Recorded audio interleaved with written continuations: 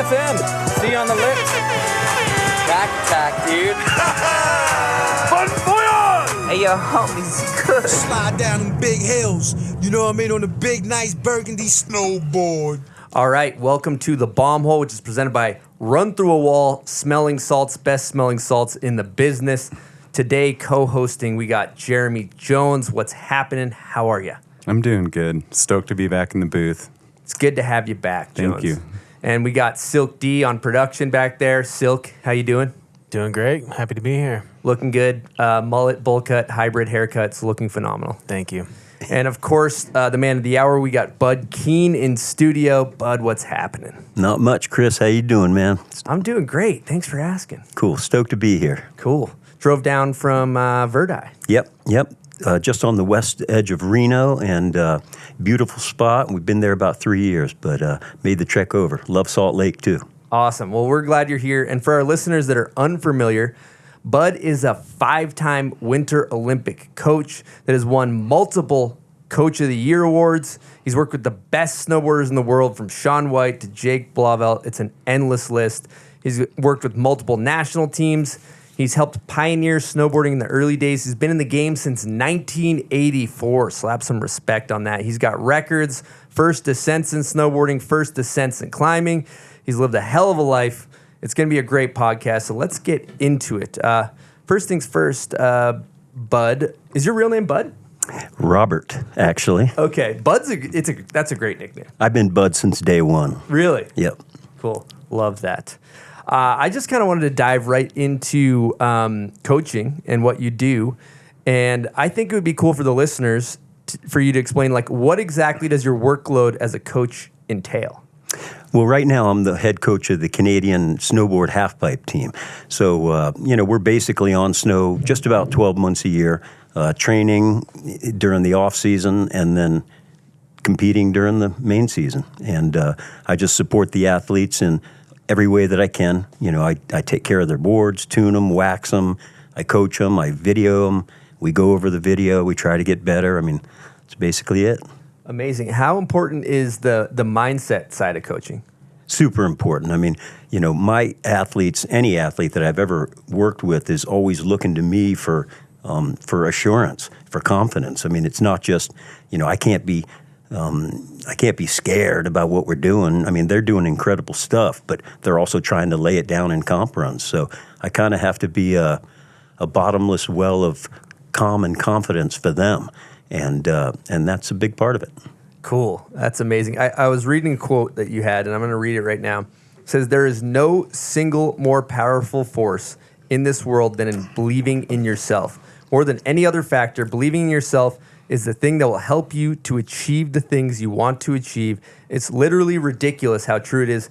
Plainly put, if you believe that you can do something, then you can. Belief changes reality." I would love to hear you elaborate on your quote there. Yeah, thanks, Chris. My mom was way into sayings and quotes and things like that, and I picked that up from her. She had an amazing ability to believe and visualize, and I'll tell you a little story. She was diagnosed with terminal lung cancer and given 9 months to live at the age of 50.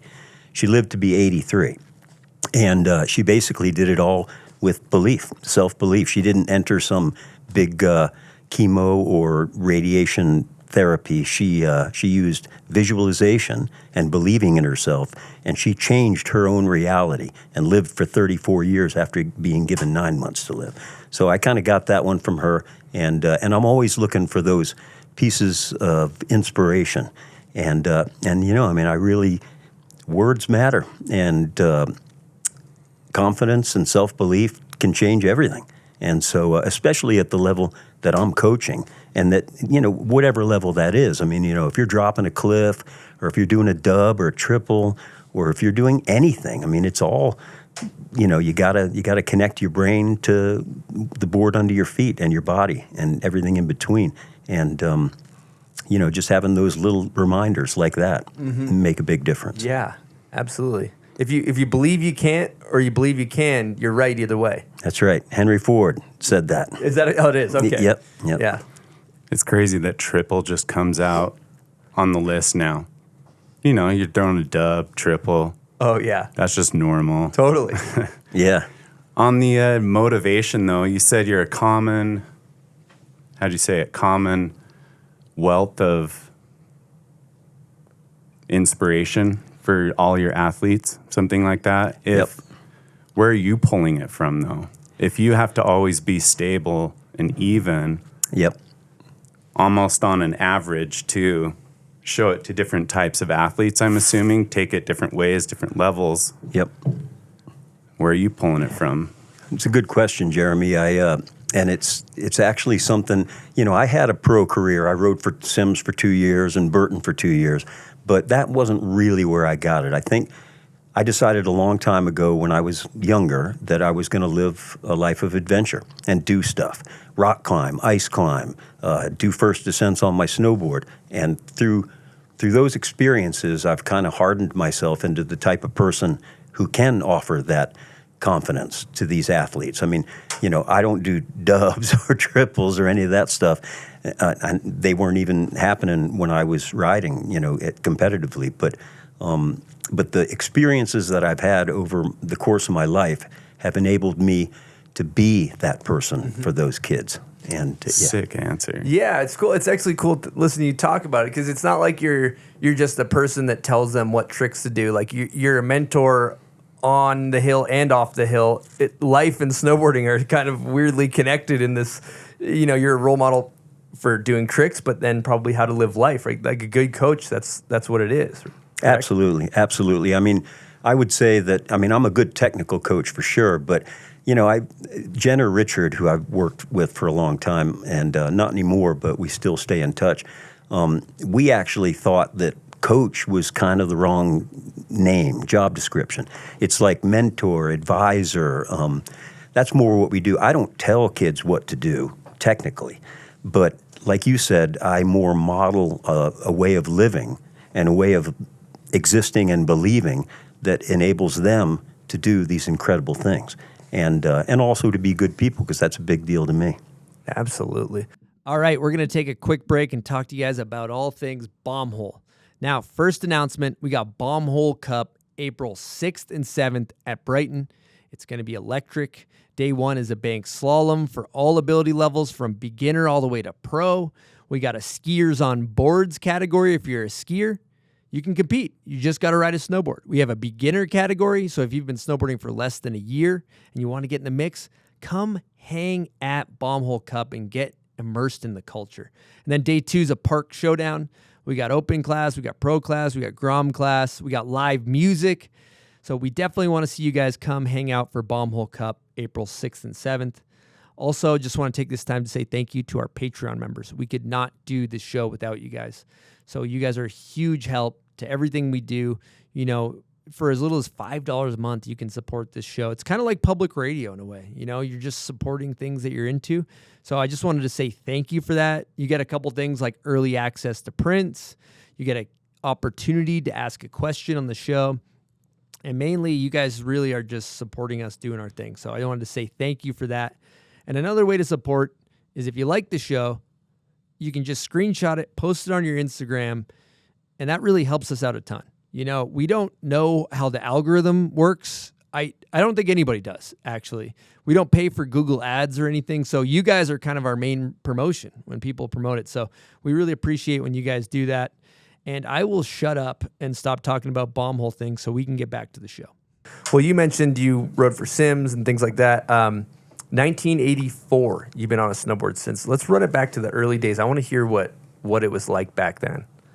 That's a great question. Yeah, so this January will be 40 years of me snowboarding full time. And I mean full time. I mean, I didn't ski all those years. I just been snowboarding. And in the early days, and I tell my kids this, they kind of get it, they kind of don't get it, but I have to tell them, snowboarding was hiking up the mountain with the snowboard. We weren't allowed to buy lift tickets or a season pass and ride the mountain. We had to hike up for every run that we got, every foot that we got to snowboard. And we got hassled. I mean, we got chased by the ski patrol constantly. We got chased by resort security and even the police. And we got kicked out of bars for being snowboarders. All we wanted to do was get in there and have a beer, and they kicked us out because we were snowboarders. But So snowboarding was hiking up the mountain and then coming down. I mean, back then, a snowboard was about 130 centimeters long, piece of wood, had a varnish base, no edges, no P-Tex, and had 3 aluminum fins in the back. The stance was set. You couldn't change it. You couldn't make it wider, narrower, or even the angles. And in the springtime, we'd take a bar of ivory soap and rub it on the base to make it faster in the slush and stuff like that. So that was the only wax that we had.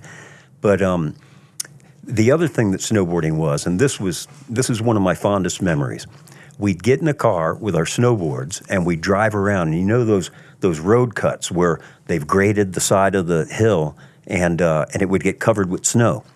And we'd find one and we'd pull over and then we'd boot pack up to the side of it, make 6 turns down. And then we'd go up the same boot pack and come down like 2 or 3 feet to the side. And we'd do that until either we tracked the whole hill out or the cops showed up. And then we had to move on to another spot. And that's what snowboarding was back then. Damn. Think about how far it's came. That's unbelievable. So what did it look like, the arc of, how did it progress from there? Well, we kept working on the resorts to get allowed to ride the lift, and eventually that happened. But it wasn't easy. It took 2 or 3 years. And once we did, then they naturally hired us to be the instructors to teach it because we were the guys and the girls that knew how to do it. And we became instructors. Back then, you had to be certified to ride the mountain. Like, you couldn't just come up with your snowboard and buy a lift ticket. You had to get tested by me or somebody else and go, okay, you can do it or you can't do it. And then if I said yes, you could buy a lift ticket. If I said no, you had to come back and try again. So we were certifying riders. I think I said this in some of the literature that I sent you. At Stowe, in particular, where I was, the front 4, which are the steepest, most fearsome trails, were off limits. Even when we got allowed, you weren't allowed to go on those trails. Well, I was pissed about it, and I wanted to ride those trails, and I knew I could. So I would put my instructor's jacket on and come ripping down one of those trails right under the lift for everybody to see. And they were yelling and screaming, "Get off of this mountain, you don't belong here, you're not welcome here." And then I would get hauled into my boss's office. He would threaten me that I was going to get fired if I did it again, and I'd say, okay, sorry, and then I'd go out and do it again the next day. And I just kept doing that until finally they said, well, maybe they can handle that terrain. So they changed that rule, and that was the only way to get it done. Wow. That's incredible. They Also, ever chase you? Oh, yeah, they chased us. They would. They learned quick then, right? Oh, yeah. A little story about that. I moved to Squaw Valley in 1985, and they only allowed snowboarding on this little tiny lift called Searchlight at the bottom, and only on Friday and Saturday nights, never during the day. But that was the only time. And, I mean, I get it. We were riding edgeless boards with no high backs back then, and maybe they were right. But one day I hiked up all the way up Red Dog and then made it over KT-22 and eventually over the head wall and everything all the way up to the top of the Palisades. And I dropped in on National Chute on a snowboard with no edges and ripped down it. And then right at the bottom of Siberia Bowl, a snow machine with 2 ski patrolmen pulled up. And they're like, "Get on, and you're done." And I was like, "No, I'll ride down." And they're like, "You ain't riding down. Get on, you're done." Because snowboarding wasn't allowed at the resort then. So they rode me all the way down Mountain Run and then told me to get lost. And luckily I didn't get arrested, but that was the end of the day. But hey, Man. it was worth it. Yeah. wow. Not quite as cowboy anymore, but Yeah, think about, it's kind of wild Sounds to awesome. reflect on that too, because snowboarding is it's still like in its infant stages and compared to most conventional sports. True. There's not that many second generation snowboarders, and to think when you came up, you're getting kicked off the hill, then it's accepted in the Olympics, and now kids are, it's totally flipped. Like the counterculture aspect of it has totally flipped. Do you ever reflect on that from where you came from? Yeah, I do a lot actually, and that's a great point. Snowboarding is a unique sport, and it has a unique personality, and it should always maintain that. It doesn't need to alienate people to maintain that personality, but it should never completely lose the grit. I mean, we got to keep that, and it's we just got to keep it. I mean, we have this Olympic inclusion and stuff like that, and that's awesome and that's rad. But I never want to see this get so technical that it's boring, and we got to keep that. And people like us, who are influencers in this sport, need to keep reminding people of that, because there will be people that come along, as there are. I mean, most of the kids I coach, I've been snowboarding for 3 times as long as they've been alive, or almost, and so they didn't have the benefit of coming up with that history, and so, but they need to know about it, and so that we can keep that grittiness. Mm-hmm. Yeah, that's half the draw. I think for a lot of people, the conventional sports and like the do what the coach says and follow in line, and it was, I think, the draw for snowboarding and skateboarding. I combine those in a lot of ways. Is it's punk rock, and it doesn't have to be, even though it's competitive, it can still be punk rock by just the way you express yourself on a snowboard or the gear you wear. Like, I think about like Heike Sorsa with a giant mohawk in the Olympics. Like, we still got to stay rough around the edges, so to speak. Absolutely, absolutely. I remember Heike in that 2002 Olympics with that multicolored mohawk. He was doing those massive alley-oops, and you didn't have to wear a helmet back then, so you could have a mohawk. Mm-hmm. And helmets basically weren't invented yet, so and I kind of miss some of that, to be honest with you. Yeah. But yeah, the kids need to know about that, and our sport can never completely lose that. It actually reminds me of a situation right now with, what I do, which is half pipe coaching, and we do these comps and stuff like that. And, to me, someone sending it and going big is really important. I mean, to me, snowboarding has always been about going big with your hairstyle, with your lifestyle, with your clothing choices. Obviously, hitting big jumps, going big in the pipe, going big in life, in style, in your athletics, everything. It's not been about such technical perfection that, this gets boring, to be honest with you. I want a grandmother to be able to sit there and watch a half pipe run and go, that kid is the one doing it. Instead of God bless the judges, we need them, we've got to have them. But I want to make sure that they maintain that, keep that grit in our sport too, because it can get boring if it's just based on ultimate technical perfection and precision and not size, amplitude, which is always what the sport's been about for me.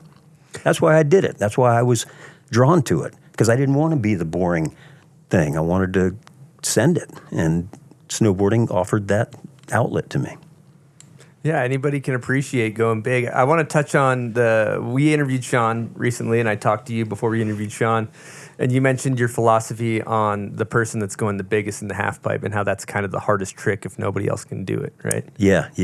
That was a big thing for me and Shaun, and it was kind of a magical partnership in a way that I was working with him. And he did have the ability to do the biggest backside air in the world.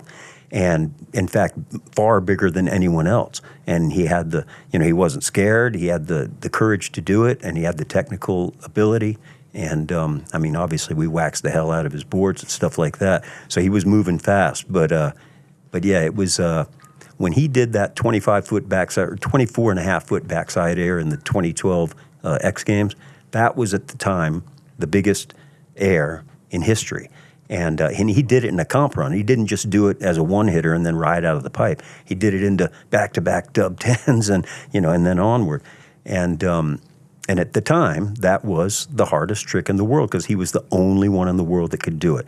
And as I know that was said on his podcast, and I loved it, there's nothing more core than a 25-foot backside air. I mean, that speaks to every single one of us. And I've had grandmothers, again, to bring up the grandmothers, come up to me and go, yeah, how does he go so big on that first jump? And I'm just like, well, it's a combination of a lot of things. But that's what people remember, even ones that don't know anything about the sport. Yep. That'll be badass in 30 years. Yeah, for sure. Like Ingmar's timeless. air. Yeah, it's timeless. It's timeless. Good point. Yeah. Do you think he would have gone 30 feet if his stance was 30 inches? Maybe. I don't know. He definitely rides a wide stance. And you know what? It's funny because it had an effect on me. I would break his boards in. We traveled the world with 12 of his boards. And they were 8 pipe boards, 4 slope boards, and they all had the same stance on them. You know, the Burton 3D pattern. We had them custom made in Craig's facility. The JG had a lot or most to do with it. And they did the 3D pattern in 25 1/4 inches wide, 1.5 inches back, and that was the only way you could ride them. So it was, you know, we never had to mess around with how his stance, we just screwed the things on to the board and went. But I broke him in. I also broke his boots in. So I was riding a 25 1/4 inch stance, 1.5 inches back, and I'm 5'6". And I mean, it was like splitting but I got stretched out pretty good. And I got used to it, so much so that now I ride like a 24-inch stance, which is still wide, but I can't go narrower than that. I just feel unstable. So, yeah, I don't know why he went for such a wide stance, but he certainly made it work. Oh, that's for sure. Silk, do you want to hit Lane Knack's Patreon question? Yeah, we got a Patreon question from Lane Knack. Shout out all the Patreon members. Yeah, Lane. I remember growing up, Clancy always telling me that you would tell him if you can't do something head high in half pipe, just don't do it. Equating that to today's Superpipes, at what height do you tell kids to just stop doing tricks these days? Great question. And thanks, Lane. And hope to see you soon, man. Good hearing from you. Yeah, you know, I mean, we're riding 22-foot Superpipes now. I mean, it's basically a North Shore-sized wave frozen in ice. So the expectations are bigger. I mean, unfortunately, there's still people out there doing things in the 3 to 5 foot range. And I hate to see it. And I certainly wouldn't encourage any of my athletes to do that. I mean, they might be able to get it done, but what's the point? I mean, let's go big. Let's, you know, dial it back a little bit. If you can't do something amazing, you know, big, then do something a little less amazing big. It's not all about the rotations and the spins. I mean, you know, it matters, but if it's 3 to 5 or even 6 feet out in a 22-foot pipe, just doesn't look good. It's not a good look. I mean, I want my kids going 8, 10, 12, 18, 20 feet or more. And that's what has meaning for me. So the height threshold has gone up for sure because of the size of the pipes. Because, I mean, there's nothing worse than riding a 22-foot pipe and just riding the pipe or maybe getting a little above the lip. I just don't think that's using the pipe properly. So, you know, those guys were riding 9-foot, 12-foot, 13-foot pipes. So we were talking head high back then. Now we're talking double, triple, quadruple head high. That's where they should be at. Dang. Like that philosophy. Boss. Yeah. Yeah. It's pretty simple when you look at it like that. Straight Until up. you drop into the wall, though, bud, and you're going Mach 100, and you're like, don't speed check, and I just speed checked through head high or whatever, you know? Yep. I think there's a degree of getting comfortable with the pace in there. That's something that just, I grew up in the 18-foot era, and still that 22, I'm not comfortable with the pace. You got to go fast. I mean, even me, I can ride a 22. I don't anymore, but I think I posted about a head high, maybe 6 foot backside air on my 53rd birthday. Gabe took that picture. Yep. It was in the North Star pipe, and but since then, you know, I gotta chill on the pipe ride, and because I have a job to do, and I got to show up for work every day, and I can do it, but if I eat shit, I'm gonna freaking get hurt. So. In the 18-footer, that's where my pipe riding, I think, peaked as well. Because I could just, you know, the speed that you carry in an 18-footer just matched with what I was capable of at the time. And once you went to the 22-footer, I mean, you got to go a lot faster. Because you're still climbing the wall for 4 more feet before you even exit the pipe. And you got to go really fast. I mean, I remember when the first 18-footer came out, it was at the U.S. Open, and we didn't know how to ride it because we're like, man, you got to go so fast. Now an 18-footer seems like a mini ramp compared to a 22. Totally. That's a good point. Well, let's continue down the path of early days. So when you were talking about these days of snowboarding, at what point did you switch over to like a snowboard with edges?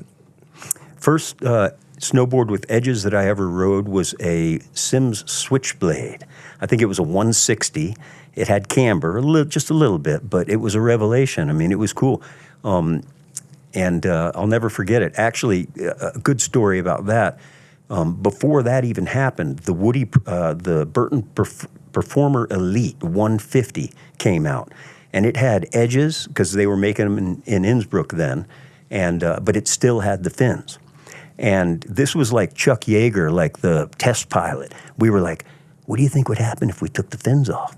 And we're like, and we all looked around at each other, and we're like, "Let's try it." So we took the side fins off, not the middle one, because that would have been insane. The thing, you wouldn't have been able to control it at all. So we left the middle one in, but we took the side fins off, and then everybody watched while one of us dropped in, we were like, it works.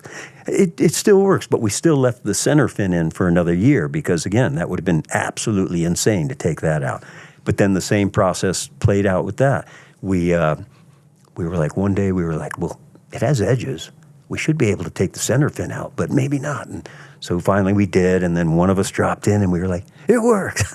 So, and then we went on to cambered boards, the Switchblade, like I said, and on from there. But yeah, I mean, just to think that we never had edges and at first, and we had the fins, and then we got edges and fins, and then finally we had the balls to try it without the fins.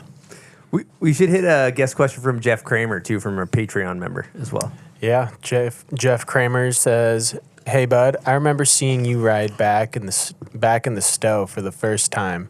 You had a quite unusual setup, a Burton balance with hard boots. I also remember you being able to boost overhead in the half pipe in those hard boots. What finally made you swap over to the softies?" Yeah, Jeff, good to hear from you. Thanks for the question, man. It was so good to see you at the World Quarters last year at Mammoth. I'm looking forward to this year. And it was always a pleasure hanging with you and riding with you. But thanks for the question. Yeah, I mean, I started riding hard boots because I wanted to do first descents of steep, gnarly stuff in Yosemite and the High Sierras, and actually down in South America. And I needed something that would take a crampon. Back then, you couldn't put crampons on snowboard boots. Now you can. But so I needed to switch to like a mountaineering boot, a hard boot. So I rode these pink, they were Koflak Veluga Light. They were like a ski mountaineering boot, and they would click into a binding. And that would enable me to climb gnarly stuff with ice axes and crampons, and then click in and make a descent. And that's how I started riding the hard boots. And then, you know, I quickly found that it was inconvenient to switch back and forth, so I just stayed in the hard boots. And then there was the half pipe, and I was with my kids, and I was like, well, I want to ride the half pipe, so I'm dropping in. And it worked, so I just kept doing it. Yeah, it seems wild to think about snowboarding in hard boots to me. I mean, I've been in ski boots. It should be like a prison sentence to wear those things. You ever walk around a lodge, or like I remember I hiked up Grizzly Gulch in them a couple of years ago, and it's like post-holing every step, and they're just uncomfortable and clunky. Yeah. I actually am feeling pain listening to you talk about it. It hurts to hear. I don't know. I can't. That seems impossible. You could rail some turns on those babies, though, That's right? for sure. You could rail some turns on them. Yeah, well, you know, at the time, like prior to working with Jeff, I was coaching racing too, so hard boots were happening. You know, that was the Jeremy Jones, John Percy, Thomas O'Brien, Justin Kadash, even Jesse Huffman rode hard boots way back in the day. But one thing I'll say that hard boots helped me with is that I learned to just stand on my bottoms of my feet. Like it wasn't, like I think in ski racing, I don't know because I don't really know that world, but I think, you know, you use a lot of pressure against the cuffs of the boots and to the side and to the fore and back and things like that. I found that riding the hard boots made me kind of just stand on my board and not use a bunch of pressure against the cuffs. And that transferred over to the way that I ride soft boots now. So. Damn. Amazing. You ever like eject out? I always think about we don't eject out of our bindings, but you eject in the hard boots? Or? No, never did. And thankfully, because there were some bad spots that I was in that would have been disastrous. Mm-hmm. You know, I was thinking about this. There's a lot of people that are looking for their lane in snowboarding. And you see the hard boots. I think people still do it racing like giant slalom and stuff, I'm pretty sure, right? But what I would think would be a good opportunity for somebody, an untapped in lane is like a street rail snowboarder wearing hard boots. You know what I mean? Like you're the only one out there. You know, this is the hard boot jibber, a hard boot jibber. What do you think about that, Bud? Do you think there's room for that? Well, I mean, there's room for anything, but I mean, you know, there's people that can juggle 8 balls at a time. There's people that, you know, there's pro pogo stickers and stuff like that. I think it all kind of falls. Do you remember that? What was it, Lance Mountain, that in the Bones Brigade when he was a pro pogo sticker? I mean, it's like, you know, there's people that grow their fingernails 50 inches long, and I mean, I guess do whatever you want. But So what you're saying? How are you going to coach this? it's going to be like, yeah, all right, Just because you can, maybe you doesn't mean you should. right, Yeah, true. All right. Well, I'm still looking forward to seeing it if somebody does it. Yeah, I mean, that's the athlete of the year for sure. for sure. You survive a year of that in streets and hard boots, digging too. I mean, you could dominate that category. You could own it. There you go. You could. I mean, you get some type of award just for walking around in the ski boots all year. That's worth some type of trophy. It's an NBD and will remain such, I'm sure. Definitely. Yeah. Okay. Somebody looking for a lane. I hope they follow that. So then you ended up riding for Sims, right? 85 to 86. Yep. I moved out from Vermont because they didn't allow snowboarding to Tahoe, and Soda Springs and Boreal did allow snowboarding. And so I got a job teaching at Boreal and Soda Springs. And I mean, back then, being a good snowboarder was just somebody who could make good turns left and right, you know? I mean, a jump back then was like 3 feet long, 3 feet high, and it went to flat. And we would just jump and eat shit, and we were like, yay, you know? So anyway, I was coming down the mountain one day making turns, and at the bottom, a kid named Scott Klum came up to me. And he's not a kid anymore, but he was a kid back then. And he was like, hey, man, you know, you're good and you want to ride for Sims. And so he connected me with Tom Sims. And I actually went down to Santa Barbara, where Sims was made then, and stayed in Tom's tree house down there. And then went in and picked my own Sims Kidwell Roundtail, first real freestyle board off of the racks. And then I was off, and I was on Sims after that. Amazing. And then went on to do Burton, looks like. Went on to do Burton. I was a chef in a former life, and I cooked at a little restaurant called Smokies right at the head of Squaw Valley. And it was a breakfast place, but we also did dinner. So I worked there, and like Jacoby and all the Burton team, like Keith Duckboy Wallace and other kids would come in and hang out and have dinner and stuff like that. So I got to know them. And by and large, I got recruited by Burton to switch over. And I mean, it's unbelievable back in the day. I mean, when I rode for Sims, it was like with Terry Kidwell, Craig Kelly, Shaun Palmer, Tim Wendell. I mean, the list of characters was unbelievable. They were rock stars. I mean, I was there, but I wasn't them. But it was cool to be there and be part of that whole scene. It was awesome. And when I switched over to Burton, it was the same thing. I think that same year, Craig switched over to Burton. And then it was Craig, Jacoby, Keith Duckboy Wallace, and many others. And so it was a pretty special time. Wow. Yeah, that's an era. Legendary. That's unreal. All right, we're going to take a break and talk about Woodward Par City. Now, we're 9 to 5ers here at the Bomb Hole. A lot of times after work, it's dark. You know what? Woodward's got you covered. They got lights. So you might see Silk D, when he gets done production, he's out there busting down the Woodward Park. So it's great setup. They got all the stuff for beginners. If you want to learn how to slide your first box, if you want a bunny slope and learn how to ride a snowboard for the first time, all the way up to great kickers. They got a Superpipe at peak season, which is very rare. We're talking a lot about half pipes. They got a great half pipe. So be sure to check out Woodward Par City. One thing that I think is cool is I see a lot of the kids in there practicing into the foam pit, practicing their back sevens, and then they can go take it out to snow. which is really cool opportunity for kids to progress. They're all about progression. And they also have $40 lift tickets, which is unheard of in this day and age. So gotta respect them for that. You can pay $119 and get a month of unlimited outdoor riding. That's a great deal. So if you're looking for a fun place to bust down on your snowboard with some good friends, good people, be sure to check out Woodward Par City. Seems like back in the day, from my experience in the show, like a lot of people's careers really short. And I was thinking about why, and you think about snowboarding was so young that the people that are buying the snowboards are all kids. Like there isn't anybody over the age of 30 buying a snowboard because it's kind of this like counterculture, kind of like it's a young person's game. And so it seems like people's careers were cut like pretty short back in the day. Would you agree? No, I agree 100%. It's it was a youth market. It was a very active and exciting market, but it was definitely like, okay, you can be a snowboard pro for a while, and now it's time to grow up. Mm-hmm. But things have changed these days, which is awesome.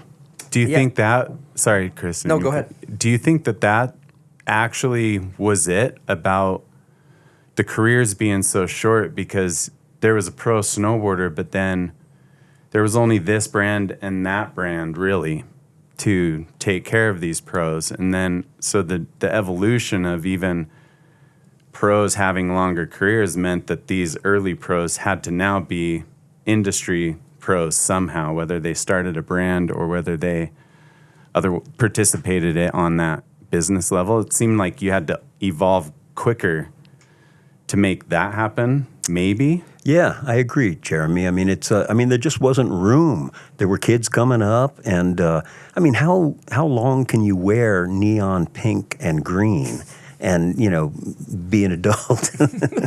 So, that kind of accelerated that transition process as well. But again, there just wasn't room for a 30-year-old or even a 28-year-old to be like a pro and be taking a paycheck and a spot on the team. There were kids hungry coming up, and again, that time was just more than ever. I think that time was where snowboarding needed to stay young and needed to keep moving these kids up and throwing themselves at it and doing a good job at it. But just they're going to live forever, and freaking go for it type of thing. It was good. Yeah, and it's what a cool time to think about the possibilities of like, wow, is it possible to do a 360? Is it possible to go as big as we think we can go? And then to just see the evolution's unbelievable. But I think that exciting times, like if you were to watch a clip of Ayumu doing a triple cork and show it to you in like 1985, you'd probably think you were like on crystal meth or something, right? You'd be like, what is that? I saw that in a dream once. Yeah, right. Yeah. No, it's come a long way for sure. And it's, but each stage and each step along the way, every little line in the sand and barrier has been something that we as snowboarders have said, we want to get there. We want to go past that. And then once you step past it, then there's the next step, and let's step past that and keep going. And I remember when I was riding in the 1988 U.S. Open halfpipe, which is the first U.S. Open halfpipe. I mean, it was like 3 feet tall. It was hand dug. There were no decks. It was just two spines facing each other, and a frontside three and a cab three. I learned a cab three at the U.S. Open because I saw some guy do it, and I was like, I can do that. It was a caballerial, and so I tried it, and it worked. And so, but that's what it was back then. And then there were a few of us that, probably 10 guys in the world that could do a front five. I could do it, not the best, but I could get it done. And then when I started coaching, quote unquote, I was helping people to learn 720s, and then it became 900s, and then it was 1080s, 1260s, 424. I mean, it just keeps going. And every generation sees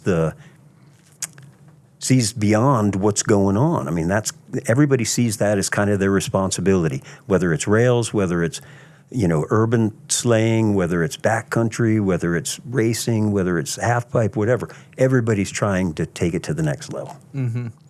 Totally. It's interesting to think about too. I feel a little bit of pity for the kids nowadays coming up. So you think about, I'll speak on my experiences. Like growing up, I was watching Ross Powers' run, and I'm, it's like McTwist, front 9, back 3, switch McTwist. Here I am doing 540s. I'm like, I think I could maybe get there. It seems like I could get there. But if you're a kid and you're 12 and you're watching Scotty James and Shaun White and Ayumu and you're seeing these runs, it's like it's a gnarly task to look at that. And then obviously you work your way up from local events and you're the best in your area and that's attainable. It's just unbelievable.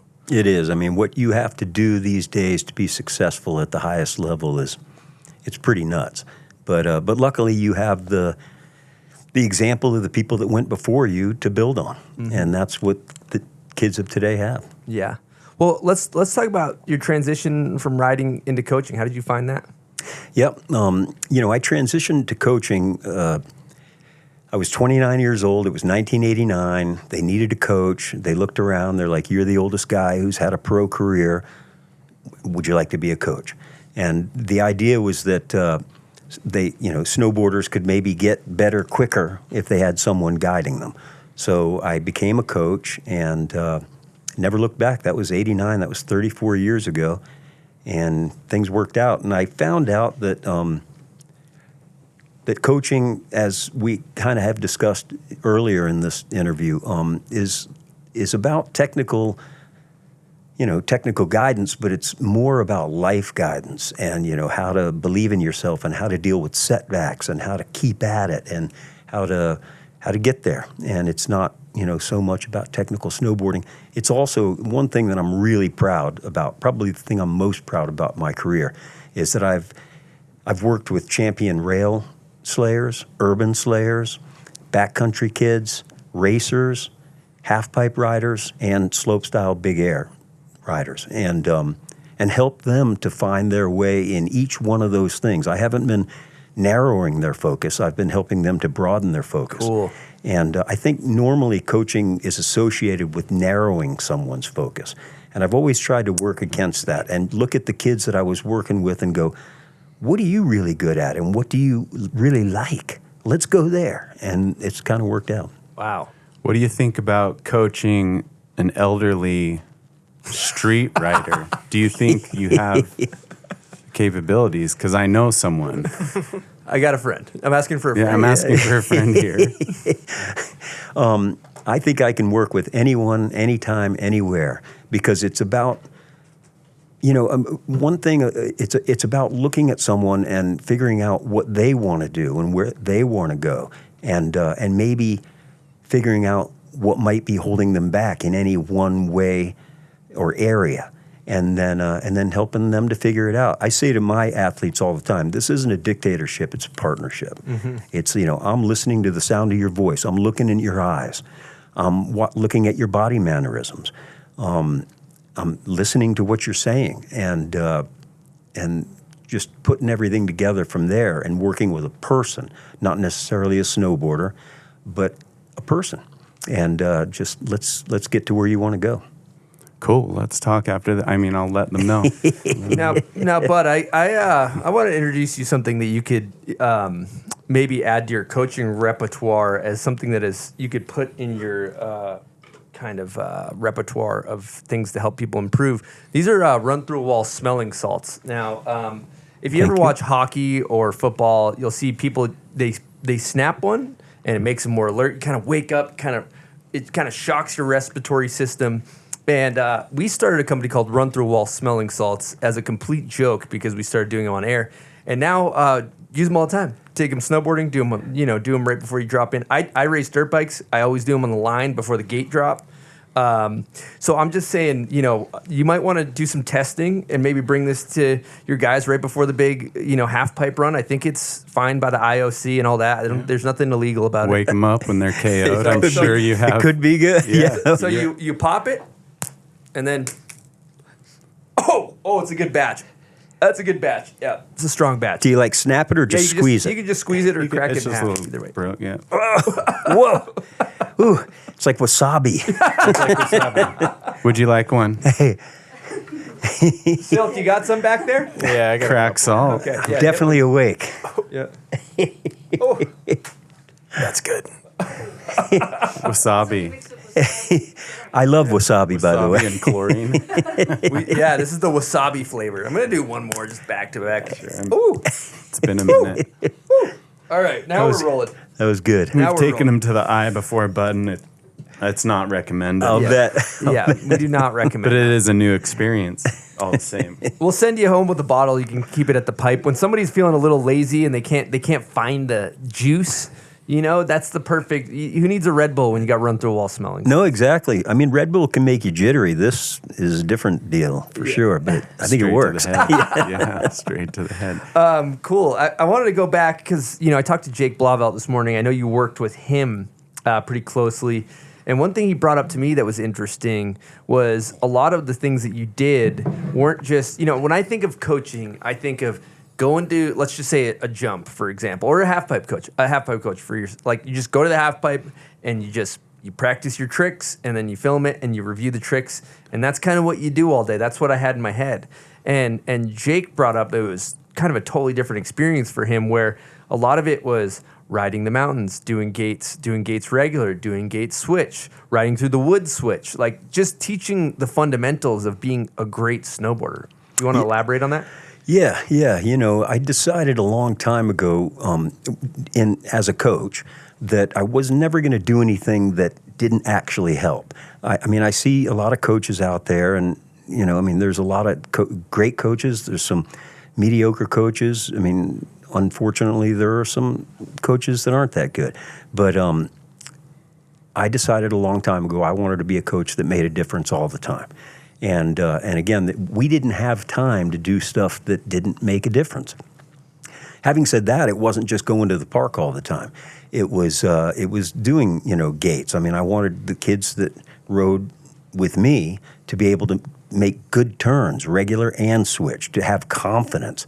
Again, it was all funneling into them hitting big jumps and doing big tricks, and then eventually the half pipe. But I felt that the confidence that they would get from running those gates, even though it was a pain in the ass sometimes for them, and riding in the wood switch. I mean, who does that? And so I'm proud to see Jake's video parts and all the video parts of kids that I've worked with over the years, hit and jump switch, switch front side, switch back side, landing switch in powder. I mean, these are hard things to do, especially for a kid coming from the East Coast. Mm-hmm. But I like to think that the skills that I help them to get out of themselves, through the means that we're talking about, made a difference and enabled them to have that confidence, because it's all about confidence. 100%. They did. That's a full, I hate to say this, but that's a full Miyagi scenario. Yeah. That's a full Mr. Miyagi. Why am I washing the windows?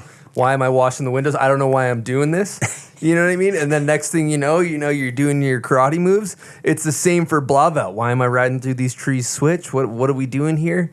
And then next thing you know, he's doing switch sailfishes on a step down in Whistler into powder. And it's kind of a cool thing to think about that. Yeah, it's cool. And I'm really glad that Jake looks at it that way, because we knew that Jake, me and Jenner, who really mentored Jake, we knew that we had a champion. We knew what Jake was capable of. And it was just a matter of putting him in positions over and over and over again to become that person who he eventually became. And we were hard on him. And again, he just wanted, just like any kid, he wanted to go to the park all the time. But we knew that he wasn't going to get everything that he needed in the park. And then when he went to the park, he was like, damn, now I can do whatever I want. And so actually a little story about Jake that I'll tell you is, in addition to what we're already talking about, I remember there was a jump at the bottom of a long, flat slope that had like some rough spots getting into it. It was a horrible run-in. And we were like, we're going to session this jump. And Jake's like, what do you mean? I mean, the run-in sucks. It's flat. It's like, and it's rough. And I was like, you know what? If one of these days you ever get the opportunity to go into the backcountry and film as a filming rider, you're going to have some of the roughest run-ins that you've ever seen, yet you still need to get to the jump with enough speed to do something. And it's going to be hard. It's not going to be easy, because as we all know, those run-ins to jumps in the backcountry, man, I mean, they're not groomed. They're dug with a shovel, and then somebody runs in, and somebody else runs in, and then finally it's ready to hit. But it's not easy to even get to the jump. So by the end of that day, and we were hiking too. They were hiking up and then coming down. And by the end of that day, I think it was him and Kennedy and some others. They were actually doing tricks on the jump, and we were like, all right. And then look at the foreshadowing too, because I was at the U.S. Open. Jake won the U.S. Open in a snowstorm. Yeah. Where there was no speed. Exactly. And, case in point, I mean, maybe he was a dark horse because he was young and he was hungry, but he also had the skills to deal with it. He had the skills to switch his lenses out to a low light lens, to power through the powder, to adjust his tactics, to adjust his line, his edging, everything like that. And again, I like to think that the things that we put him through helped him to get through.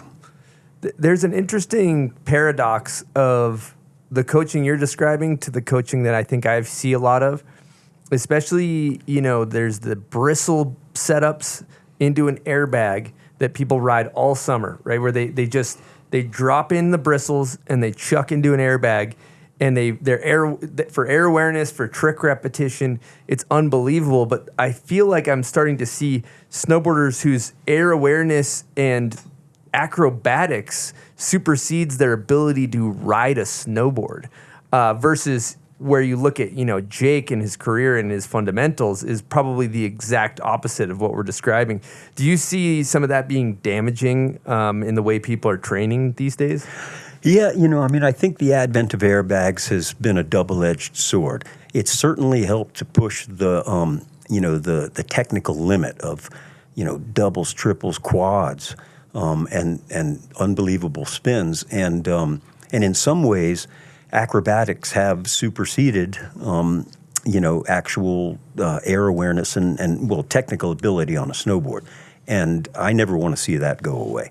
So I think airbags are a tool, but they can be overused. And I think that needs to reflect. And I believe that people like myself and others are helping to shape the expectations and what tricks or people are doing. I mean, we're not telling them what to do, but it's not just about the next 180, And the airbag thing can help, has the danger of promoting that type of attitude, and not good snowboarding and not good edging and things like that, which, the one thing that all of us have in common, whether we're hitting rails, whether we're in the backcountry, whether we're in the urban environment, whether we're in the half pipe, is making left and right turns. And that's what it's all about. Left and right turns regular and left and right turns switch. And in order to call yourself a snowboarder, I think that you got to maintain strong skills in those areas. And that's the way I want to see the sport develop, not just, people that just learned how to snowboard and are doing, 1800s. That's some of the wisest shit I've ever heard on this show, Bud. Thanks. And your voice is insane, dude. Just keep going. I'm just I feel like I'm over in here in the book. zone. Yeah, we're just like in the middle of a book on tape, just Seriously. mesmerized by the wise words that are being spewed. Yeah, why are you stopping? Yeah. Well, I will throw. Do you need water? I will throw one more thing in on that. It's people say to me, and this is right along the lines of what we're talking about. People ask me, they say, "Do you think that the advent of airbags has adversely affected the progression of snowboarding, meaning allowing it to be too fast and not enough about actual left and right turns in snowboarding?" And my answer to them is that, we've always had airbags. It was called powder. Mm-hmm. We got a 2 or 3 foot dump. Yeah. We'd build a jump like this and say everybody goes upside down today. That's how all my guys learned how to do it. No, it's true. And, that's what we did back then. You land on your head, you're okay. I have a question on the coaching. Like, do you see it coming at you? Like, you have to find yourself coaching. Do you find yourself coaching against the way the judges are judging? Because I see the kids, they're going to respond to the score. Like, no matter how close they are with the coach, it just seems like, but the score, coach, right? And then, yeah, but just trust me here. The air is your biggest trick right now. So go 25 feet and keep it a method, right? Yep. So how often is that like a thing for you that you have to kind of break the rider to some extent? Yeah, that's a great question, Jeremy. And actually, I can speak to this one because it's happening right now. And it's a subject that's on my mind and fresh right now. And I have actually had meetings with the judges. And I do on a regular basis. And not most coaches, a lot of coaches do, because it's up to us to help shape that judging criteria so that it doesn't get out of whack and become too sterile and stuff like that. And that's what we started off talking about, is snowboarding's about going big. It's about amplitude. That's how it started. And not just big out of the pipe, but big in every way. I work actively as a coach with the judges to help keep the judging criteria something that reflects the values of the sport as I see them. And maybe as I see them is just my opinion, and it is, but I think I have a historical perspective here, and I love this sport. I've devoted my life to this sport, and I want to see it be just as rad for the next 40 years as it was for the last 40 years that I've been doing it. I never want the judging criteria to shape what the athletes are doing, because I believe that that's gaming the judging system. Is going, oh, well, this is what they want to see, or this is what they want to see, and this is what they want to see. I work with two athletes from Canada right now as part of the Canadian snowboard team. Brooke DeHant, she's 18 and an Olympian, and Liam Gill. They're both from Calgary. They're both super rad, and I'm super proud of both of them. I believe in them like, they're going all the way, and we're going all the way. Brooke, it's really notable for a woman to go into the wall with the speed that she does. She goes big, and she does amazing tricks. And she has some instabilities right now. We're working on it, and her runs are getting smoother and smoother and smoother. But I don't want her to go small so that she can be smooth right now. I want her to go big and work on being smooth. And that's what she wants too. That's amplitude. That's real snowboarding, and that's what I promote. And that's what we're working on. Now, the judges sometimes give her good scores and sometimes mark her down for being a little unstable. To me, going big and being a little unstable is better than going small and being more stable. That's just the way that I approach the sport. It's all about amplitude. It's about going for it. I want to see people sending it, and I believe that that's a path with heart that's going to get us where we want to go. And we won't back down on it. So we're not looking at the decimal points of the judges' scores as much. We want to get there. We want to win, but we want to go big and then win instead of going small and being perfect. And that's a discussion that's playing out in judging with me right now. Yeah, wow. Yeah, that's interesting. I like that philosophy. And thinking on judges, I just feel as though judges, my heart goes out to them sometimes because it's a thankless job. Nobody gives a shit when you get it right, and everybody's coming at you sideways if you got it wrong, or if people are, even if you think you got it right, people are going to think you got it wrong half the time, and everybody's doing big gnarly runs, huge rotations. It's in the mid 2010s when Shaun was winning everything, it was obvious. Oh, that's Shaun. Shaun won. Whatever. Right nowadays, it's a little bit trickier because there's a lot of heavy runs going on. I guess thinking about the judge's perspective, like it is a sport that isn't tangible. It's not a race where if you do a race, I beat you. It's subjective, is what I'm getting at. How do you feel about the subjectivity of the sport with the judges and their roles? Yeah, it's tough. Like you said, the judges are, they give scores, and if they hooked you up, you're stoked, and you're not going to say anything about it. And if you didn't get the score that you wanted, you're going to be pissed about it. I mean, we have a saying in coaching that sometimes you get the elevator and sometimes you get the shaft. And when you get hooked up, you're just going to be happy and go off to the award ceremony. If you get screwed, you're going to be bummed about it. But they're doing the best that they can. That's why it's important that people like me and other coaches and athletes have regular conversations with them so that they understand what we believe is good snowboarding. And they're going to make mistakes, and we're all human. And you know, probably I'm always thinking that my kids are doing it more right than other athletes maybe. I'd like to think that I don't have like a selfish attitude towards it that way. Again, I just want to see good snowboarding, whoever's doing it. But you know, these judges, it is a thankless job, and I don't envy them, but we need them. We need them in this sport. And it's interesting because even though we want the right result, we don't want to micromanage the whole system. Like say, a 1080 is worth this amount of points, you know, like in gymnastics or something like that. Good point. And we don't want to go there. We want to keep it a little loose so that it's, you know, I mean, when I put together a run, and you know, Shaun's 2012 run in the X Games is case in point. And when we put together a run, it's choreographed. And what we're trying to do is to influence emotionally 5 individuals that are sitting at the bottom of a pipe looking at it, just watching it, you know. And it's not like, you know, I mean, if we could have a machine do it, then you just do that. But we don't. We want human beings sitting there, and you're trying to influence them emotionally. You're trying to have them go, damn, that was sick. And, you know, even if it wasn't the most technical run, or even if it had like an instability, if all the things were there and you're just like, wow, that person was going for it. That's what, you know, like Shaun's 100 in the 2012 X Games. You know, I mean, some people agreed with it, some people didn't. But the fact of the matter is that Elijah Teeter and Eddie Wall were sitting in that judging booth, and they're pretty darn core snowboarders. And they were like, you know, I've watched the run. I have it on film. I've watched it a million times, and it's not perfect. But at that moment, on that night, they were like 100. That was a human being 100% going for it and getting it done.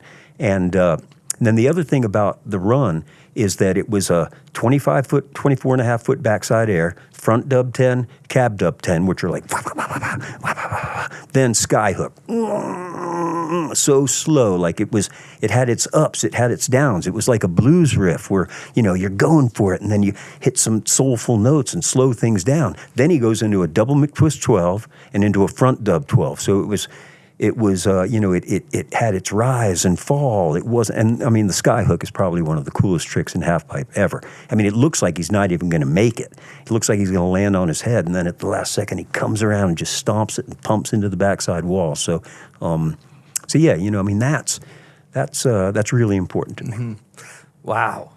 That was beautiful listening to you talk about how that crafted run choreographed to blues. Yeah, I think fundamentally, whether it's competitive snowboarding, whether you're filming a video part, it's a run, it's a single trick. When you watch it, it makes you feel something. When you watch something, it can be, I watched Scott Stevens, my friend, do a tail block the other day in the snow. And I watched the clip on the camera, I go, oh my God, that was amazing. Because he like stalled it out. Like it made me feel something. And in halfpipe, I think that there's so many different ways it comes. Like when I watch Ayumu, I feel something because he lands with his hands in his pocket at the top of the transition. Look, he doesn't even look like he pumps, and he goes 20 feet out. And then I watch, you know, Scotty James, for example. He just did this switch McTwist revert I saw him post. And, you know, it was so fresh, and it was so just different. And I know Pat did one regular years ago at Mount Hood, but just seeing that innovation, it made me feel something. And I feel as though judges should reward the tricks that nobody else is doing, as opposed to the back-to-back spins that 10 people are doing in a row. You know, the switch McTwist revert, or the, you know, Taylor Gold double Michael Chuck late 180, you know, those types of things. Like, I love innovation, and just people that are unique in their own right, I feel like should be rewarded as well. Yeah, I agree 100%. It's you know, Elijah is an example of someone who did things a little differently, but he still did the stock stuff. So that's kind of the way, and Scotty's the same. He's got that switch McTwist pullback, and it's sick. It's amazing. It's a great way to start a run, and nobody else is doing it. So therefore, it becomes very high on the difficulty level because nobody else is doing it. But yeah, you know, kind of for me, the best formula for success is to do something a little different, put your own signature on it. Don't do everything different, because then nobody gets it. But still have the stock badass stuff, but with your own flavor thrown in there for sure. That's good. And it doesn't have to be overly technical. All right, let's talk Smith Optics. Now, there's been a lot of hype around Smith's line of the Imprint 3D goggles that are custom made for each rider's face. The technology is the first of its kind, providing the best possible fit and optical experience. Smith just released 2 new additions to the collection, the 3D Squad and the 3D Squad XL. The first you'll notice is the goggles fit perfectly to your face with less foam bulk. The precision fit eliminates common issues like wind gap, light leaks, and gets rid of the pressure around your temples and nose bridge. They also integrate perfectly with Smith helmets. The result is an improved riding experience with an increased all-day comfort and an expanded field of view without altering the frame design or lens profile. Check them out at smithoptics.com. I just did the face scan. Mine are on the way. It was really easy. But again, check them out at smithoptics.com. So that was, I mean, the way you described Shaun's run is amazing. I always think of these things like a show, and that's exactly how you described it. This up and down, you basically just plotted a, a movie end to end, right? Yep. Take them up, slow them down, blow their mind. Exactly.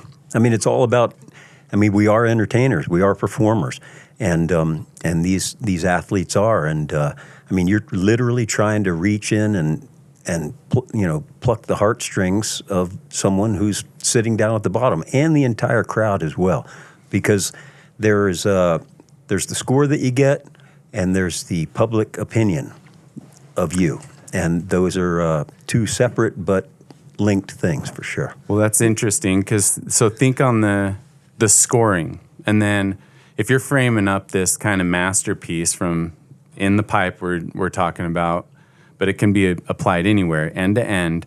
You framed up this masterpiece for your athlete with their help, their vision, and then you have an athlete that is just trying to get the score. They know the double scores this, they know the cab double scores this. On technicality. And so to me, it's very visible. Like I can see that without even knowing a person from the TV screen. I feel like I can capture that feeling. Is that a real thing? It is a real thing. I mean, there's definitely some riders, and not to take anything away from them, but that pursue technicality relentlessly and really maybe don't pay enough attention to the soul of the sport and the soul of what they're doing and how that comes out in what they're doing. I believe, and always have believed, that you can pursue both simultaneously. Why shouldn't you be able to do doubles and triples, but do them with style and and orchestrate your run to tell a story and to put out there exactly what you want to put out there. Half-pipe riding is just like making a video part, or just like putting a video together where you might have an opener or an ender, or it's orchestrated. It's meant to tell a story and to influence a person on an emotional, very, basic level, for them to sit there and be entertained and go, wow, that's awesome, Mm-hmm. And I think a half-pipe run should do the same thing. Yeah. And so, and again, I don't think that the 2 are mutually exclusive. I think you can work on both ends at the same time, and you should be, I think, because it's, no matter how technical you're getting, if it's just front side and cab all the way down the pipe, then it's kind of boring. Front side and cab all the way down. Yep. Yeah. I think this is fun getting into, you're getting into what I like to call snowboard philosophy, which is a fun topic of, when we really dedicate our lives to this thing, how much it means to us. I love talking about snowboarding in this way because, simply put, snowboarding is a vehicle for self-expression. You strap in, how do I want to express myself today? How do I want to take my energy and emotion and put it on the board? Some people go huge, and that's amazing. Also, if somebody wants to express themselves through technicality, that's what they want to chase, do it. I think as long as you find who you are on your snowboard and are true to yourself in your lane, it's going to be perfect. I think when you chase the score and you chase things for the wrong reasons, that's where you lose the soul part of it, to me. I don't know if that speaks to you at all. No, I agree 100%, Chris. Actually, I want to talk about one of the other riders that I work with, Liam Gill. Yeah. He's 20 years old. He's amazing. He went to the Beijing Olympics, and we'll be going to the Olympics in 2026 together. In the meantime, we're working on, achieving what he wants to achieve. He's not looking at a criteria. Liam is probably one of the athletes, if not the most, that has the ability to visualize and then do things. He's like he just started hitting airbags, but he's got doubles and triples already. I mean, he didn't need those tools to achieve that, and he kind of didn't want it.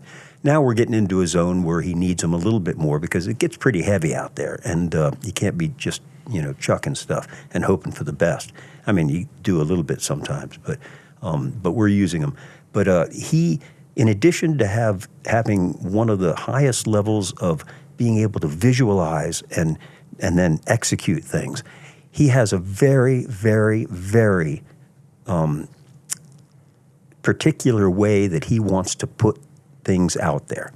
He doesn't want to just follow the crowd.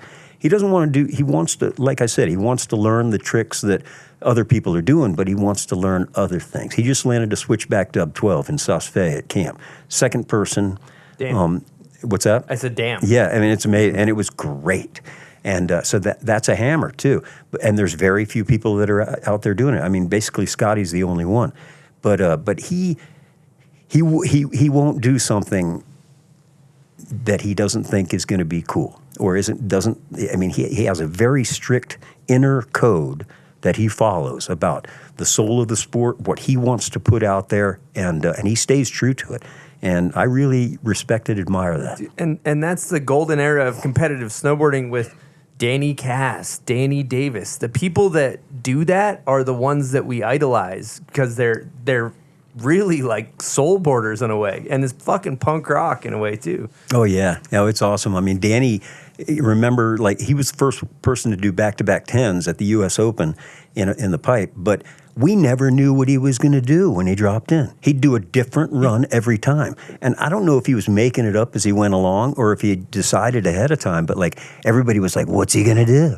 And then he'd do the run and we'd be like, damn. 3 or back 1 into the pipe too on his drop in. Yep. Like just little shit like that's punk. It's like that. Those little things are flavor. Like just a little bit, just give me some flavor. Give me something to chew on. Give me something to remember. That's what it's all about. I want to change gears too and talk about competitive snowboarding. I do want to preface with the fact that we are more in the video part world. I go to Dude Tour, I go to contests. I've broadcasted major competitive contests, but I'm not in the core nucleus like you are. So forgive my ignorance in some of this, but I am passionate about it and I do love it and I do admire the tricks that everybody's doing. So I want to preface with that. However, when I look at the competitive snowboarding circuit per se, I feel as though we have some holes in it's hurting our culture in this. I mean, one, the fact that it's run by FIS, which to me, I have no solutions. I'm not solution oriented, so I don't like to point out what's wrong with snowboarding. I'm not trying to do that. I guess what I'm kind of getting at is like I'm a big fan of conventional sports, of football and motocross. I watch those things, and there's a clear points chase in motocross, right? You have however many races, 16 or 18 races for the year for Supercross, and it's like every race there's a points and there's a title chase, and it's like easy to follow, and the broadcasts are easy to find and all these things. And I feel as though it's like almost this fragmented contest circuit, and a lot of the World Cup stuff gets swept under the rug. Like for me, I'm a diehard snowboard fan. I really watch like X Games, Dew Tour, Olympics. I'm not tuning into a lot of the World Cups because I don't even really know how to find them, honestly. Do you see any solutions on what we think we could do a better job of, or what do you think about the current state of like a consumer consuming competitive snowboarding? Yeah, a great question.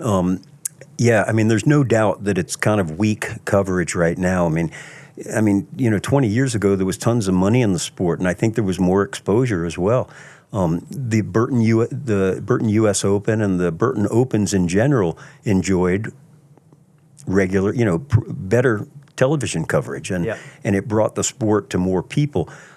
I don't think that FIS is doing a good job making those things available to the average consumer now. I mean, you can look at live coverage if you download whatever app and this and that and watch the FIS website, but the average person isn't doing that. I mean, you kind of have to know something about it before you can even access those things, and that's not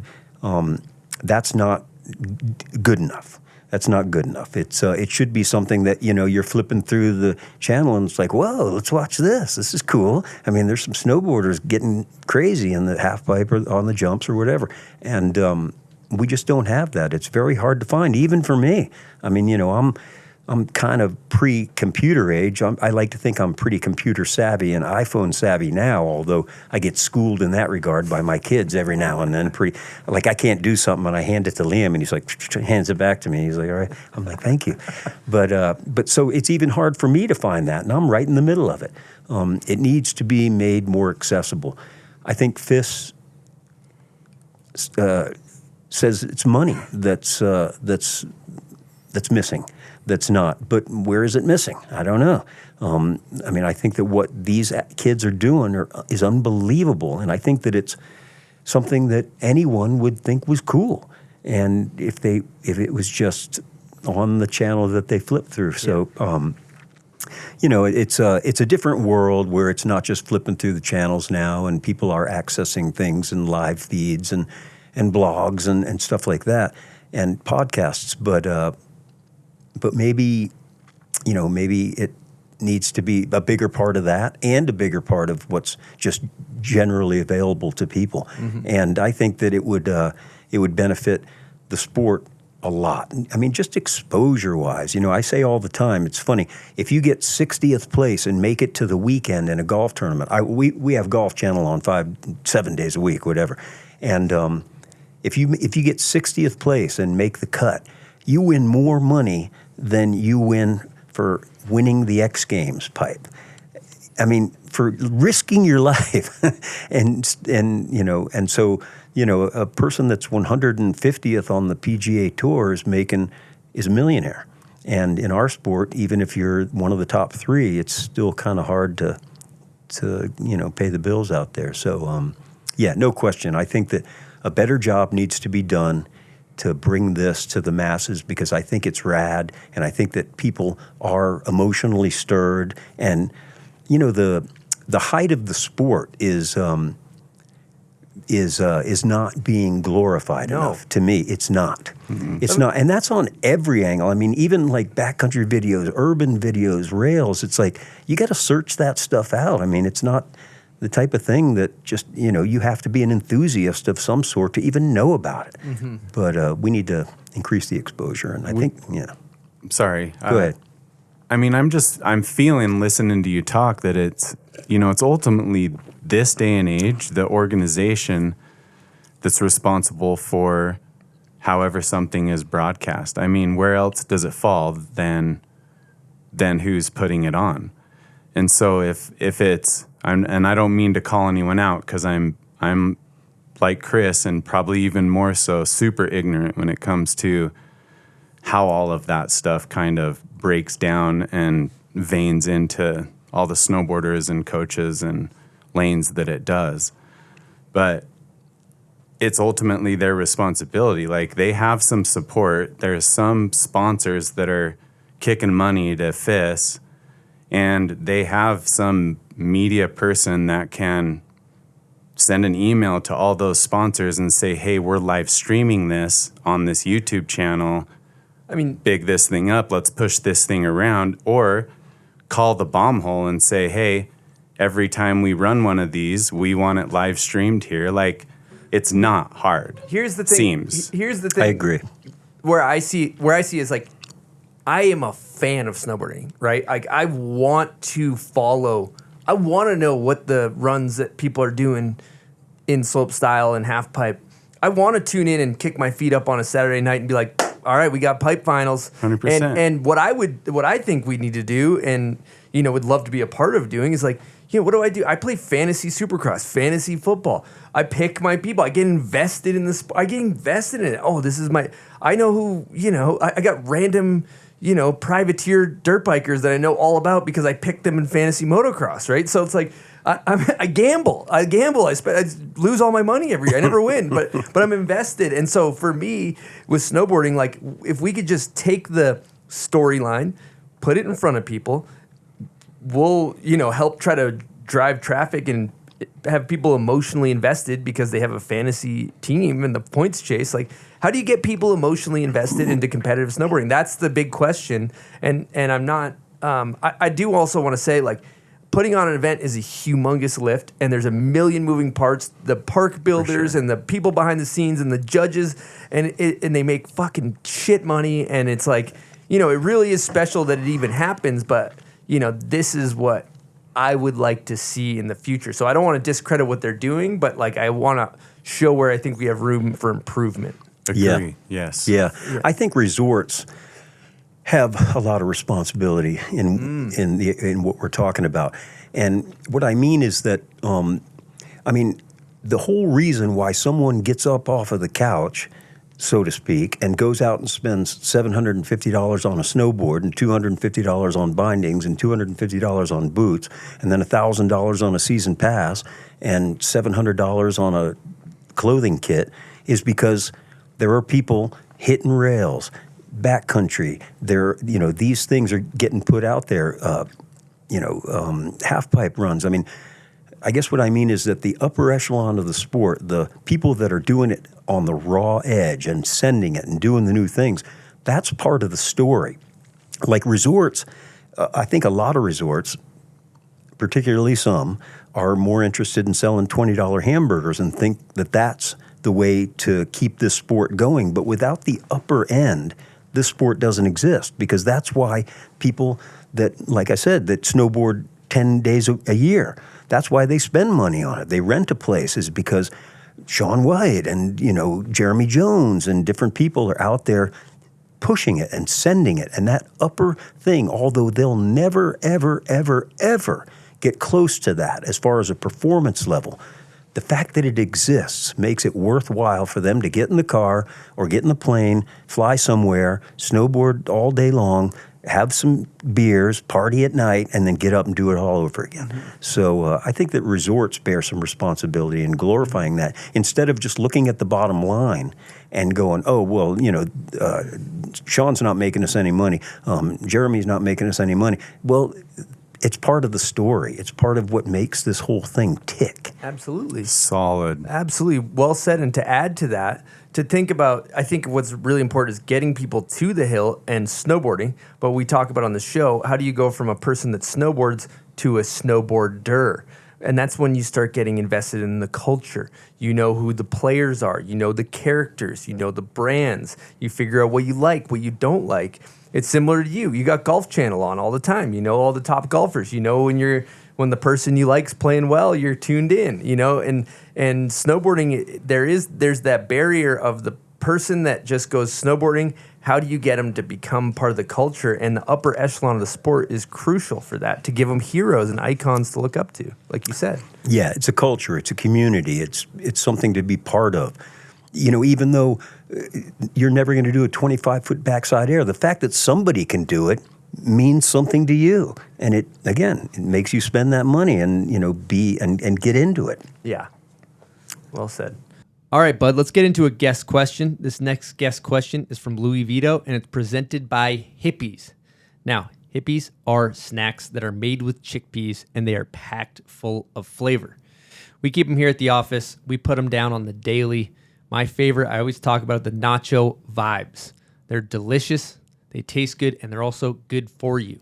A lot of healthy food, feels like you're chewing on some tree bark. These taste good. I'd recommend the nacho vibes. One thing that's important about Hippeas is they're farmed with 10% of the water of most proteins. That means they use 90% less water from Mother Nature. So support sustainable farming with sustainable snacking, and get yourself some Hippeas. Support companies that support snowboarding. You can find them at your local grocery store or hippeas.com. If you use promo code BOMBHOLE, you'll get 20% off your orders at hippeas.com. Here we go. Hey, Bud, what up? It's Louie. Had a quick question for you. How has your coaching style changed over the years? You went from coaching 540s to pretty much coaching at every Olympic Games, and now you're coaching up to triples. So how has your style, how has your approach, and all of that really changed over the years? Yeah, Lou, good to hear from you, man, and really psyched to see you everywhere we go. So looking forward to the next time. I guess it'll be Locks in January, but I'm here in your hometown, or well, your hometown now, your house in Salt Lake, and I visited there, and but it's good to hear from you, and a great question. My style hasn't changed one bit. I mean, there's no difference getting somebody to go from a 360 to a 540, or a 540 to a 720, or a 720 to a 900, or to grab something in a different way, whether it's a 3, a 5, a double, a triple, it doesn't matter. It's a matter of me being confident. It's a matter of helping their confidence, and it's a matter of choosing the right place and time. This is a really big deal to me as far as coaching or advising or managing or mentoring, whatever you want to call it. I have kind of a loose green light system in my head all the time. I pride myself on athletes, snowboarders, and any athlete that I've ever worked with. Basically, I mean, we've had some injuries, but generally speaking, I think I'm pretty good, if not really good, at not hurting kids. And I have a red light, green light system. Is the sun out? Is it 3:30 in the afternoon and 30 below? That's not the good time to send it, you know? Is the pipe icy? Is it the sunny wall? Listening to the sound of their voice. I mentioned this before. Their body language. Are they nervous? Are they confident? Do they say, I want to do it? You know, if there are enough green lights or all green lights, then it's go time. And then, you know, again, and as Lou, as you know, I'll push them. I mean, if it's go time, let's go, because they're ready. And that's one thing too that that I think that I'm really good at, is that when it's time to go, let's go. And athletes that hang with me know that it's time to go. Otherwise, why am I even there? So we pull the trigger, and I'm pretty good at seeing when they're ready and when they're capable of doing something. So again, whether it's a 360, a 540, a 720, whatever, a different grab, it's all the same. And now that it's risen to the level of doubles and triples, really hasn't changed. I mean, you know, you don't try a double until you're ready to try a double, and you don't try a triple until you've done doubles and you're ready to go 3 times. So there is a logical progression. It's loose, but and you know, I'm kind of in control of it. Not 100%. I mean, it's them too. I remember one story when I worked for New Zealand. Zoe Sadowski-Sinnott, who's now a gold medalist, and she won a bronze in 2018 in Pyeongchang. I wasn't her direct coach, but I did work with her and her coaches, Mitch Brown and Shaun Thompson, down in New Zealand. And I remember when she wanted to try her first double, and they called me on the radio, and they're like, "Bud, Zoe wants to try a double. Would you come over here, please?" And I was like, "Okay." Because, it was scary for them. They had never been there. And it is scary as a coach or a mentor when someone wants to go for something like that. And again, so I got over there and I was like, "All right, what's up?" She's like, "I want to try a double." And it was a double wildcat. And I was like, "All right, how do you feel about it?" She's like, "I got it." I'm like, "All right." I looked in her eyes and I'm like, I could see the belief and I could see her body language. She was strong. She was ready. She had done single wildcats, and she was ready for the dub. And the sun was out. Her coaches were there. All her friends were there. I was there. And they said, "What do you think?" I said, "Let her do it." So, and I said, "Before you go, one thing." And she's like, "What?" And I was like, "Don't do a 1.5. If you're going to go double, go double. 1, 2, and then land." She's like, "All right." Stomped it the first try, and then she, had a lot of good results with that trick and went on from there. And now, she was amazing anyway, but she's grown up and continued to go. But that's kind of a story of the process, It's listen to them. Listen to what they're saying. Watch them. Look at them. Sun's out, warm, nice, everything's perfect. The jump's good. It's not kinked or whacked set up or anything like that. Let's do it. So. Amazing.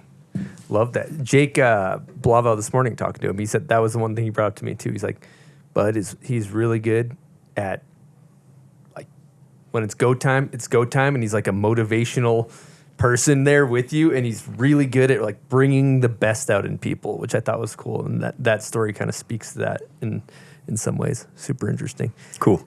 Hey, Chris, you mind if I say something on that note? Yeah. You know, I'm not teaching anybody anything. I don't teach them a thing. Maybe how to walk, maybe how to live a good life, you know, maybe, yeah, some of that stuff. But as far as technical snowboarding, I'm just bringing out what's in there that maybe they couldn't bring out themselves without a little bit of help, somebody to help pull it out. But it's in there, and I know that. And that's all I'm helping them to do is find their potential, really. You're Mr. Miyagi in him, is what you're doing. Yeah. I can't wait to do a documentary snowboard film, and you're going to be my voice from end to end. It's going to be insane. Yeah, voiceover works all day.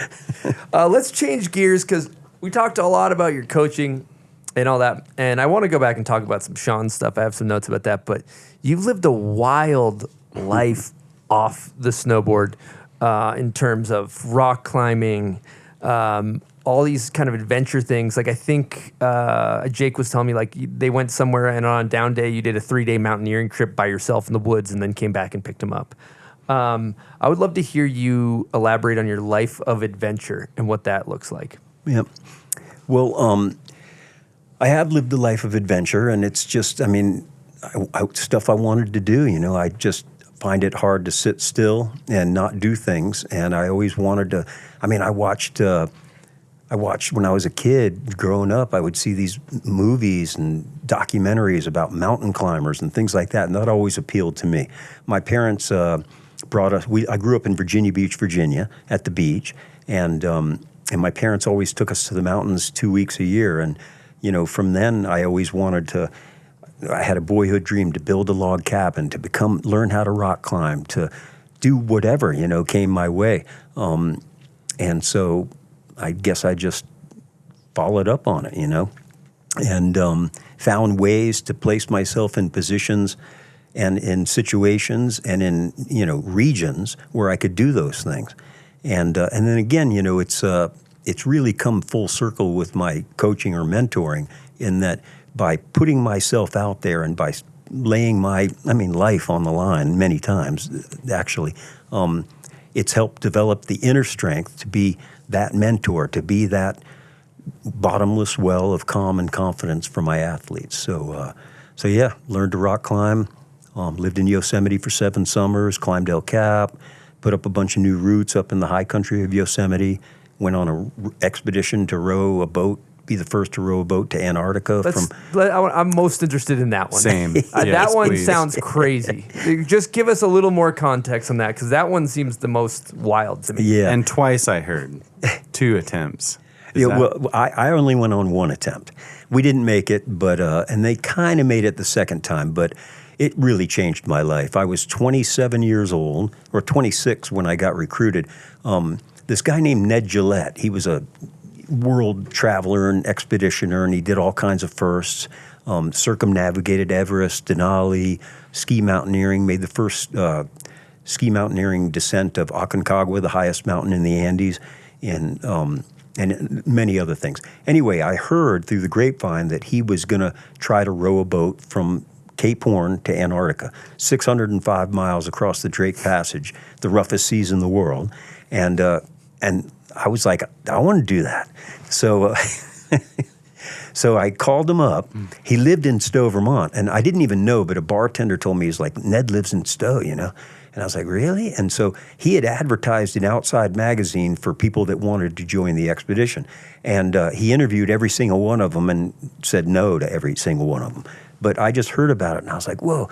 So when my friend told me he lived in Stowe, I called. I found his phone number. It was in the phone book, and I called him, and he's like, all right. He's like, I don't usually do this, but I'll, come on over and I'll meet with you. So I went to meet with him, and I got to his house, and I knocked on the door, and he comes out, and he's like, all right, nice to meet you. He's like, first thing, you're not coming on this expedition. And I was like, okay. And he's like, but I will offer you, he talked to me for a while, and he said, I'll offer you to help me with logistics, getting this and helping with sponsorships and stuff like that. So I started doing work with him, and this went on for a few months. And then finally one day he said, hey, take my car with the rowing scull on top of it and go practice in this lake, And I was like, all right. So I did that, and we did that a few times, and then finally one day he's like, all right, you're coming on the expedition. I was like, no way. He's like, yeah. So 27 years old, we flew down to, we went to Santiago, then we flew to Punta Arenas, Chile, on the Strait of Magellan, like almost down to Patagonia. And we put the boat in the water. It was 21 feet long, 7 feet wide. It was a Swampscott Dory hull design, so it was self-righting and self-bailing. It could flip over, and all the water would run out. And as long as you didn't fall out, you were okay. Had a 7 by 7 foot square sleeping compartment in the middle that was semicircular, and it was 3 feet high in the tallest part, and then it was 0 feet high on the edges. There were 4 of us, and it was pretty tight in there. But we went 150 miles down the Strait of Magellan into Patagonia, and we rode around for 2 months, just getting in shape and getting ready. We had a weather forecaster, Bob Rice. He was the guy who did like the around the world hot air balloon forecasting and stuff like that. And he was our weather guy, and he would send us a signal every day that was red, yellow, or green. Red means don't go, yellow means get ready, and green means go. We were waiting for a very specific weather pattern when the winds normally howled across west to east through the Drake Passage and would just be death. I mean, it would kick us out into the South Atlantic and we'd be lost forever. We had to wait until the wind shifted to go out of the northwest, pushing us away from the coast and giving us a reasonable chance to get to Antarctica before we got blown out into the South Atlantic. Anyway, we never got the green. And we got antsy after 2 months, and one day we just decided to go for it. And we had a yellow, so we went for it. We got hammered. I mean, as soon as we got away from the Cape, we hit like 40-foot waves. It was, I mean, we were lucky to be alive to get back. And we made it back into the safety of the fjords, went back 150 miles up to the Strait of Magellan to Punta Arenas, pulled the boat out of the water, and that was our first attempt. And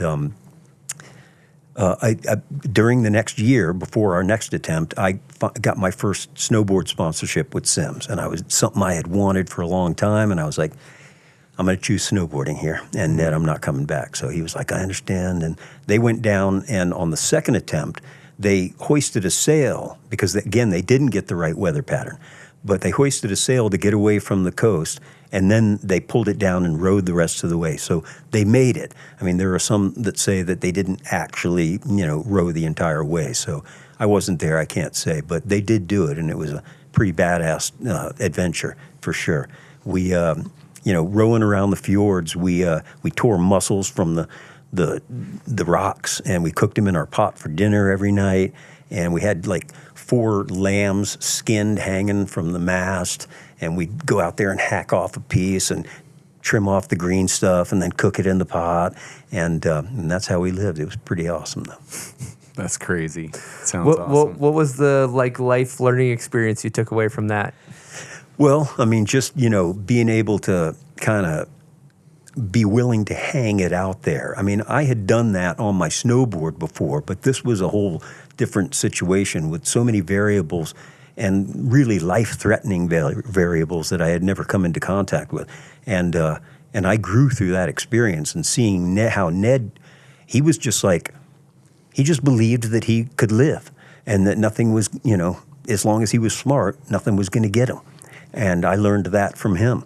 And it's, again, it's an inner strength that I adopted and that stuck with me from then on, and it's something that I've really been able to help transmit to my athletes. Yeah, that makes a lot of sense that if you're, climbing up El Cap or rowing a boat across Antarctica or whatever, what's it called, Drake? The Drake Passage. The Drake Passage. There's a common theme of just overcoming your fears, and you're scared, but you're calculated and you do it anyway, and that's the exact message that somebody goes through when they're learning a new trick, right? Yeah. I mean, and doing anything, hitting a rail, like launching over a gap. I mean, there's so many things. There's so many in what we do and in what you guys have done and in what so many kids in the past and today do is there comes a point where you just got to send it. You just got to go. And you just got to, what, if This will work. I don't know exactly how, but if I fucking go for it, something good's going to happen. And it's a little scary, or a lot scary. But there's that ingredient that will never go away. And, just to take this full circle to what we began to speak about, I never want that ingredient to go away. Mm-hmm. I don't want it to become so sterile and so, and it's us that need to help maintain that because, it could easily go that way. All right, we're going to take a quick break and talk about one of my favorite places, Mammoth Mountain. We just went down there recently, put a beat down on the park, and it was fun. The rails slide good. The jumps are perfect. They also have a Grand Prix coming up January 31st to February 3rd. If you haven't seen one of these world-class events, it's incredible. If you watch slopestyle, big air, half pipe, it's some of the most incredible snowboarding to watch in person. So be sure to check out the Grand Prix if you're in the area.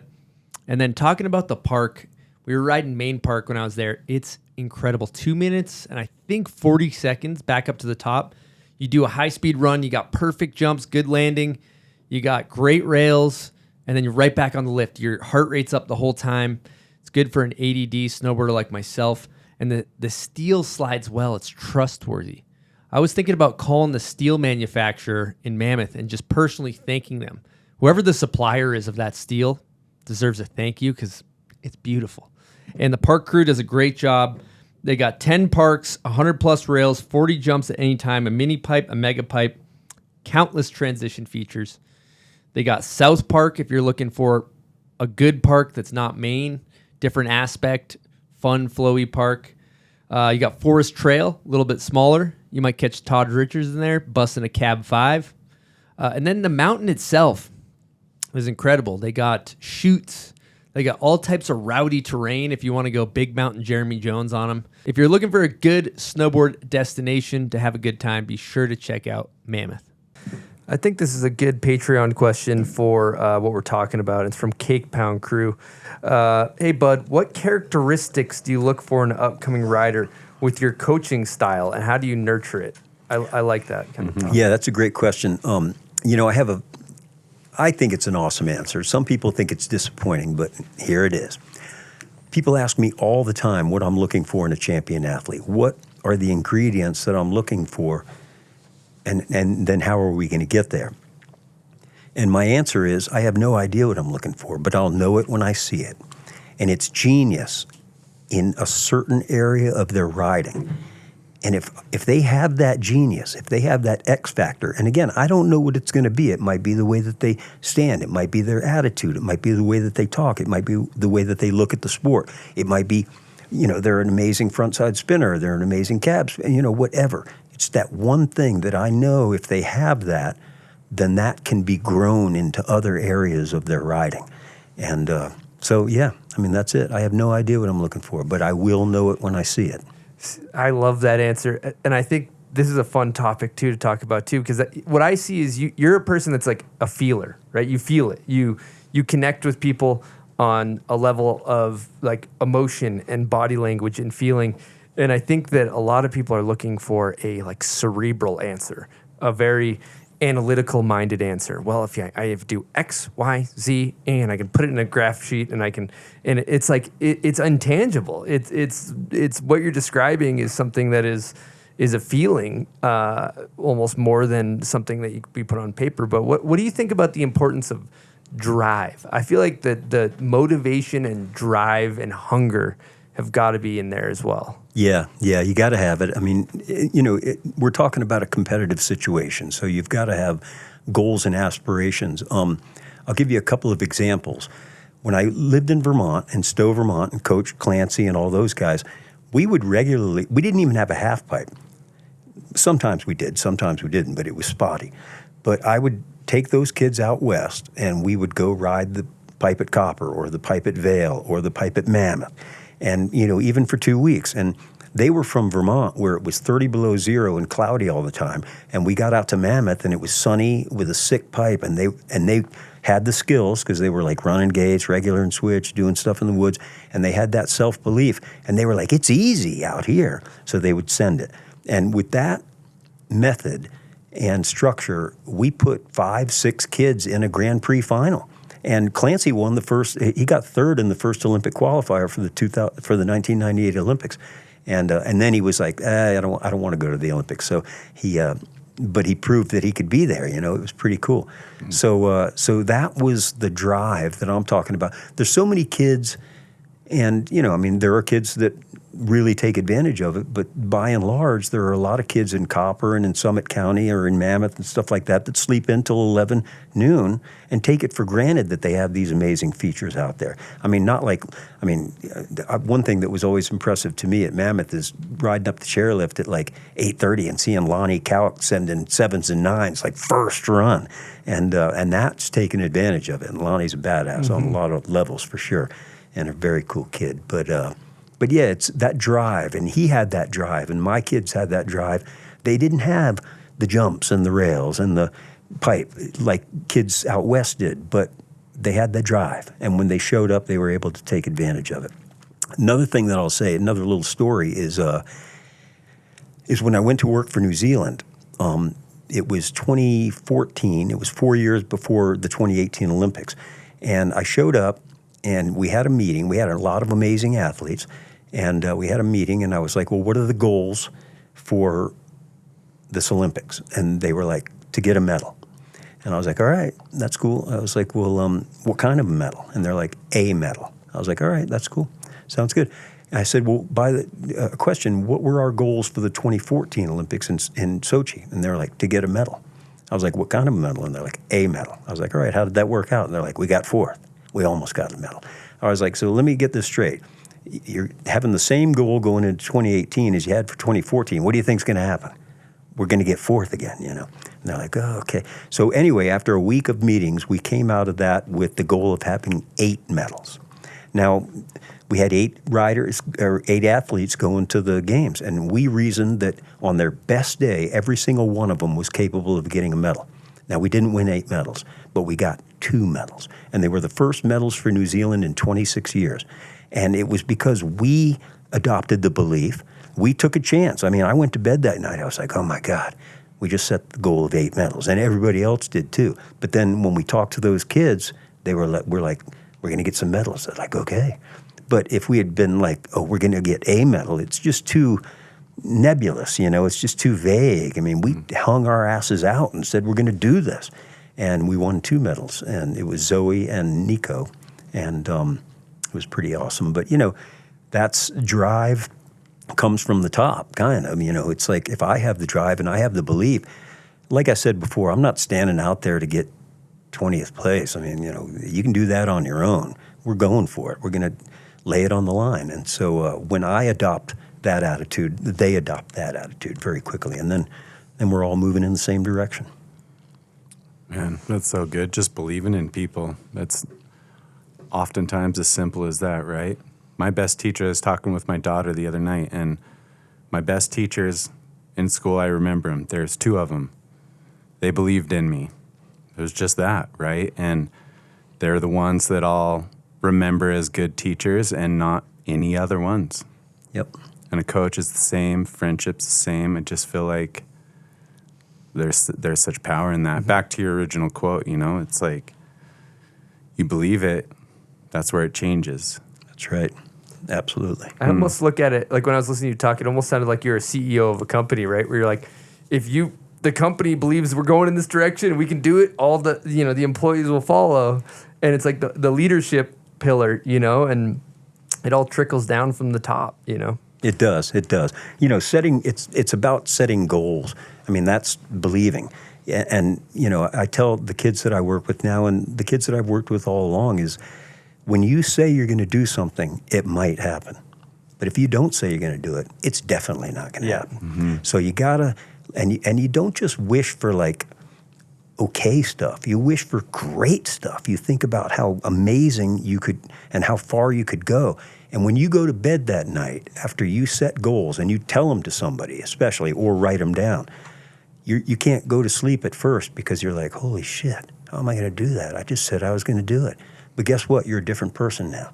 Because last night you went to bed and you weren't lying awake wondering how you were going to do it. Mm-hmm. You've taken the first step to doing it, and that's figuring out how you're going to do it. It's scary. Yeah. And you might fail, but nothing ventured, nothing gained, So. Yeah. And these are life lessons that come from snowboarding but translate into all aspects of your life. When you think you can do something and it's on the edge of your skill level and then you do it and you land it and you're like, I thought I could do that. I did it. You get yourself some confidence. You get yourself some self-belief. You work through some failures. You've landed. How great is that in snowboarding? You land on your head 100, not on your head, but you get destroyed 50 times and you finally land the trick. What a great lesson is that with snowboarding. The fear of failure goes out the window. The fear of failure holds everybody back in life. And then you finally make it that one time, and then the philosophy carries over into just professional life and regular life. It's so true. I also and I tell people, but I realize when athletes are ready to do something before they even do, because I'm watching them and I'm paying attention to them and I'm listening to them as people and as athletes, and they just usually they don't understand that they're ready until I point it out, and then they're like, all right, maybe, Yeah. and then it works out, and then again they start to believe, and they're like, wow, this is powerful, and yeah. Cool. Sounds like half your job is just getting people out of their own way. For sure. It's actually, and I'll throw a little anecdote out. I had a camps business. I'm going to resurrect it after, I closed it down, BK Pro Camps, while I'm working with the Canadians, because I want to give this everything I've got and succeed. And I really think that it deserves my full attention. But I had a series of 8 cards made, and I would hand them out to every kid that came to one of my camps. One of them is believe, and the quote that you said. Another one is keep your successes in your pocket. Visualize it, then do it, which is a quote from Barrett Christie. If you can visualize it, in snowboarding, if you can visualize it, you can do it. And quotes like that. And I hand those kids those cards out, and they hold on to them. There's a set of 8, and they're kind of embossed so they don't deteriorate, and they throw them in their pack. But they really make a difference for the kids, because it's cheesy to say, believe in yourself. And so therefore, a lot of snowboard coaches don't say those kind of things because they don't want to be cheesy, but I don't care about being cheesy. I just want to have an effect on a kid's life. And those cards are pretty awesome for them. So. I want a card. Yeah, that's cool. I love that. All right, I'm personally very curious about this next question I have here. So, you don't get to see behind the veil of a lot of stuff. And you ended up working with Shaun White there alongside for some great successes. Now, I'm curious on a pretty particular level. Let's just say 48 hours before finals at one of the Olympics you got gold at. What is your routine? What are you doing those 48 hours before, let's say, Shaun drops in to an Olympic finals? Yep, great question. We did have a pretty specific and successful routine. It might not have started 48 hours before. I would hone in more on it 24 hours. But for the 48 hours, I would say that we're, making sure that he's feeling good physically, eating well, sleeping well, things like that as best we can. Shaun's most successful Olympics were when he didn't sleep a wink the night before the Olympics. It was burning in his gut the whole night before. And he'd wake up and say, I didn't sleep. I was just thinking about it. And then he'd go out there and crush and win the Olympic gold. So those were the most successful, just build up. Another thing that was a very routine thing is before any final, and this is World Cup, X Games, Olympics, Shaun would take a hot bath the night before and eat a steak dinner. And that was a routine, always did, and that always worked out. So those were our routines. I mean, it's really nothing more than that. I mean, we knew what he wanted to do run-wise and trick-wise, and just like anybody in a half pipe or a slope style, you don't go out and feel like you have to do your run in practice in order to perform it in the contest. You go out and do placeholders. So he'd go out and do like backside air, front 7, cab 7, front 5, back 5, front 9, just do placeholders, and the directions that he was going to spin in the contest. Maybe he'd go backside air, front dub, cab 7, and then next run he'd go backside air, front 7, cab dub, just kind of picking it apart. But, You know, you can, if you feel like you have to land your run in practice and you don't, then where are you? Mm-hmm. So you kind of don't go for it, you know, and leave it until the moment. And I see a lot of kids out there making that mistake. They're like, I didn't land my run. And it knocks you down a notch. It makes you doubt yourself going into the competition. So rather than go there, we just pick it apart a little bit and do placeholders. But I'd say the biggest things are the hot bath and the steak dinner. Those were our routines. Was that the order? Would you do the steak first or the bath first? Good question. He would do the steak first and then the bath second. And the reason is because he'd sit in that bathtub for like 2 hours after the steak, and we wouldn't have time for dinner. So if I think I remember that correctly, it was steak dinner first. I'm not sure what I'd do. I heard a story that there was one Olympics where there was not a steak to be found before the. Is that folklore or is that true? I don't know. Russia? That could be true. It was Russia. I mean, I did cook him a They knew good his dinner. routine. And sabotage. They pulled all the steak from the shelves in all of Russia. Got to get rid of steaks in Russia. Yeah, and we had to drive an hour to go to the supermarket. You know, it was like an hour away in Adler. So I don't know. I mean, I thought I bought some steaks and cooked it there. Maybe that was one that you know we weren't able to make it happen. But yeah, that one was unfortunately, you know, I mean, Shaun is a super person, and obviously the GOAT of half-pipe riding for sure. But he might have had a little too much on his plate that time. Band, slopestyle, and pipe, just a lot for any one person. Skateboarding, yeah, like thinking about going to the Olympics on that, it was just...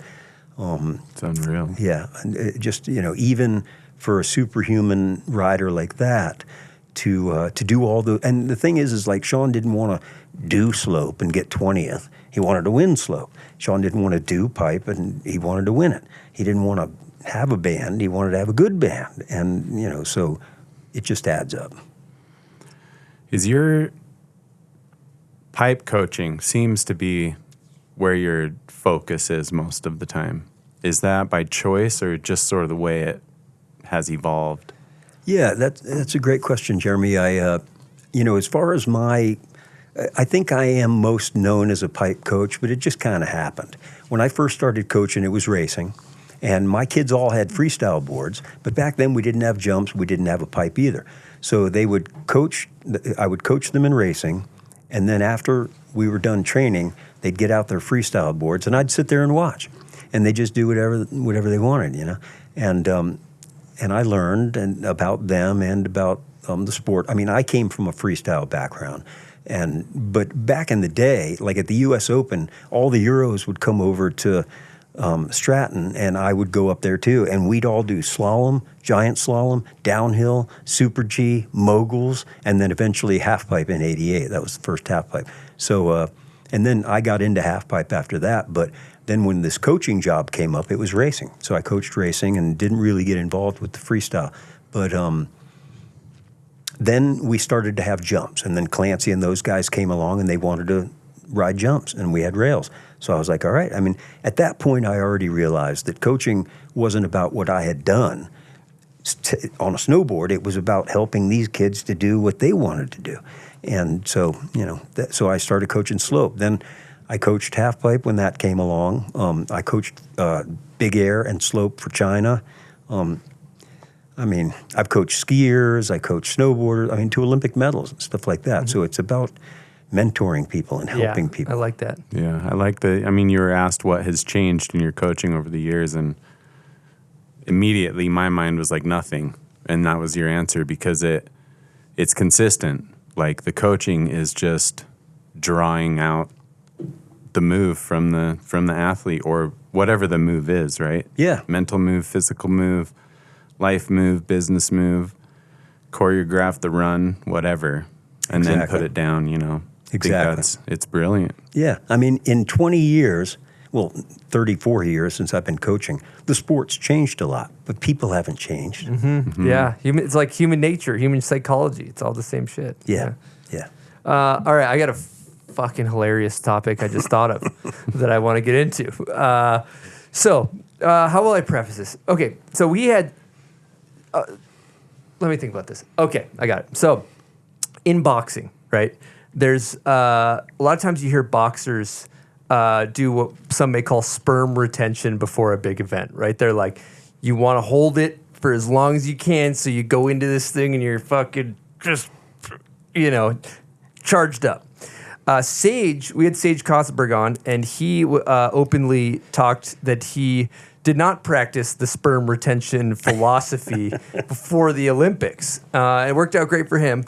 But, I would love to hear if you have a philosophy on that in terms of big events. I actually, I guess I have a philosophy. It's not with sperm retention. Because for one thing, I coach both male and female athletes. But it's about controlling, maximizing your potential and maximizing, stepping up to the starting line in the best frame of body and mind to succeed. So whatever that means. I mean, if it's going, whatever. I'm not sure what Sage did, but if it's being like Sage, then if that works for you, then fine. And Sage certainly did kill it in 2014. I was there, and he's rad guy and a cool kid. But I would say certainly that I can control a few things, and usually the athletes that I'm working with, I'm either staying with or near or something like that. So, getting to bed at night, eating a good dinner the night before, eating a good breakfast the day of, talking about the next day. Because, these are things we can't hide from. We got to talk about them. And talking about them isn't to be nervous about them. Talking about them is just to get it out into the air. So we have conversations about things the day before, 2 days before, the night before, the morning of. But again, just controlling the controllables. Sleep, rest, diet, attitude, things like that. If they're going to sneak out and do something like Sage, then I'm not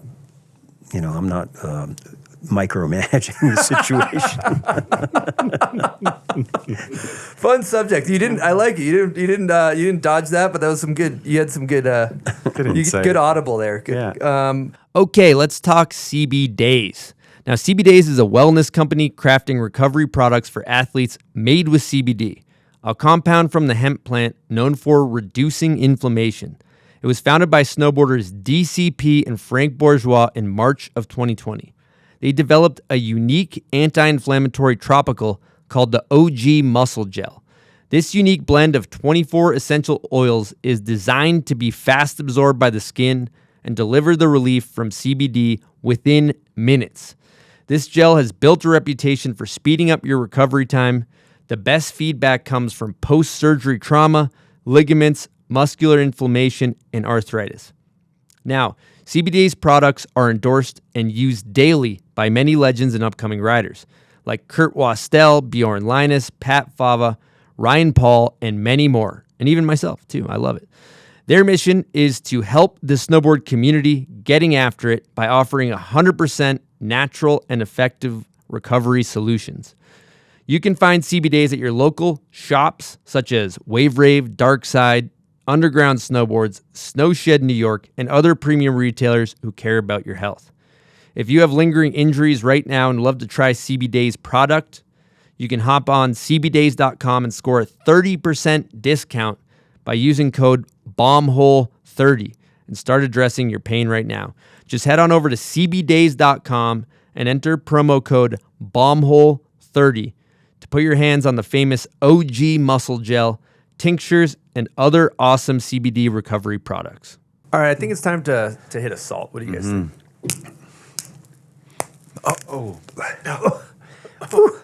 Oh, wow. Delicious. I think the right was heavier than the left. Wow, sometimes they just hit you a little different. Sometimes they hit you different. That one hit me a little different. Yeah. All right, you know what it's time for? Silk, you got an idea? Jones? Yeah. Where do you think we're going Jones, here? what do you think? I think we're going video part. This is a segment we call Name That Video Part.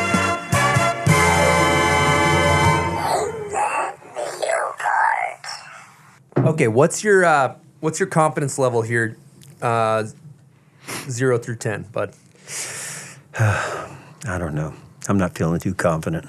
But again, I might get lucky. So if it's something little further back, I might have better luck. We'll see. We'll see what happens. Here we go. Got it. Jake Blauvelt, that. Oh my God! It is Jake Blauvelt. It is a for him video. It's for him Oh, or it's against him. for him but or I'm gonna against count him. that. I would Yep. count that. That's I a remember win. on the quiz. That was a 2-song part. I remember that. And he did that sick cork back 7 off of that powder hip. It's the ender. That's one of the ender, exactly. And they shot it from below and then above, and it looked sick when he came shooting out. That was awesome. Can I tell you something, Bud? Your core score just shot through the roof right now. That was insanely impressive. Yeah. Yeah, that one hit. That was good. Nice Nice work. I remember that Respect. whole part, man. The back 7 Good. he does. I just rewatched it to pull that song. It's so sick. He lands in like a tuck and then shoots out in the powder Shoots field, out, and yeah. he's like in that tuck. I'm like, that has to be one of the best feelings you could ever get. Yeah, I mean, that back 7, it's just a back 7, but it was one of the sickest shots ever to me. Okay, and you won this right here. You got a bomb hole prize bag. So you got Nice. bomb hole bag, hats. There's some run through wall smelling salts in there. You Awesome. can give Thank it to your you. kids. Don't forget that. And thank you for participating and dominating. Name that video part. Part 2 is for our listeners. This goes to this isn't for you, Bud. This is for the people listening. If you know the song, you know the part. Comment on the photo of Bud on Instagram when the episode comes out. That's where we pick our winner. Here we go.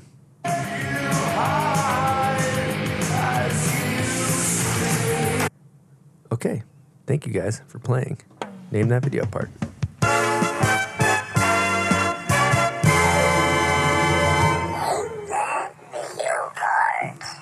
I know that one, but I won't say anything. Do you? Actually? I don't. Wow. Yes, dude. it is. Yep. Yep. Bud. Dang. I remember that one. Bud, you're banging us over the. I see. I'm I gonna think that was. We'll beep it out. Say who you think it is. It's well, I know the video. It's Yes. Yep. Okay. Yeah. You know, Impressive. I'll tell you That's what, Bud. impressive. I put you in a box as a contest coach that had zero chance of getting me in that video part. I prejudged. And you you surprised me there. That was impressive. Well done, Bud. Thanks, Jeremy. I got something I want to bring up. Hot Mic Vancouver. Oh. Can you provide some context of what happened there? Yes. That was a special moment, which I'll never forget. And I think some people remember it and some people don't. But yeah, it was kind of the culmination of a buildup. You know, Shaun and I had been working together, and I always said about Shaun that he could always do it when he needed to, but he would never do it when he didn't need to. He's a competitor. I mean, he always rose to the occasion, but when it was over and Shaun was taking a victory lap, it was like some straight airs and some slashes. And because the pressure was off and he didn't need to do it anymore. But I kind of wanted to change that, you know, for his sake and for my sake as well. But I just didn't see why it couldn't be that way. So we went into the Vancouver Olympics. He had the double McTwist 12, which was new that year, and he landed it in some of the qualifiers. And on his first run, he didn't do it, and he won. And he won the Olympics. And we had been talking leading up to that, and I was like, you know, we need to do this double McTwist 12. I mean, show the world. Let's do this thing in the Olympics, and you know, you're going to have the biggest stage in the world. And he was like, yeah, you know, maybe, and kind of going along with it. But right at the moment at the top, he had won, and the pressure was off, and I kind of saw us being in the same situation as we had been in many times, where Shaun won the competition on the first run and didn't need to take it to the next level on the second run. But I just really thought it was important for him and for us and for the sport for him to go ahead and do it. So I asked him at the top, and I said, well, first of all, there was like a CIA eavesdropping mic about 100 feet away that I didn't even know about. It wasn't like I was mic'd up. I thought I was just speaking in confidence to my guy. And so they were recording over there, and unbeknownst to me, and I said, well, what do you want to do? He's like, I don't know, you know, should I just straight line it? And I was like, no, you know, do some stuff. He's like, what do you think? Should I drop a double mic? And I was like, yeah, drop a double mic. And fucking drop the double mick or something like that. And I was like, just make sure you stomp the shit out of it. And so I guess I said the F word twice and shit once. And it was picked up on international television. Todd Richards was down in the booth with the other guy, and he was like, "Oh, excuse us, ladies and gentlemen," And I thought they were supposed to have a delay, like somebody that sits there with a button and goes, and when they hear a cuss word, they hit the delay, and but they didn't have that, so they just played it live and the men's halfpipe was the most watched event at that Olympics in 2002. So it got broadcast out to about 20 million viewers, you dropping the F-bomb. And I didn't even know, because that's just the way I talk. I'm like, I haven't dropped it here. It's been, I haven't really made an effort, but it just hasn't come out of my speech. But I never swear like in a negative way. I swear in an expressive way. So that's what I was doing there.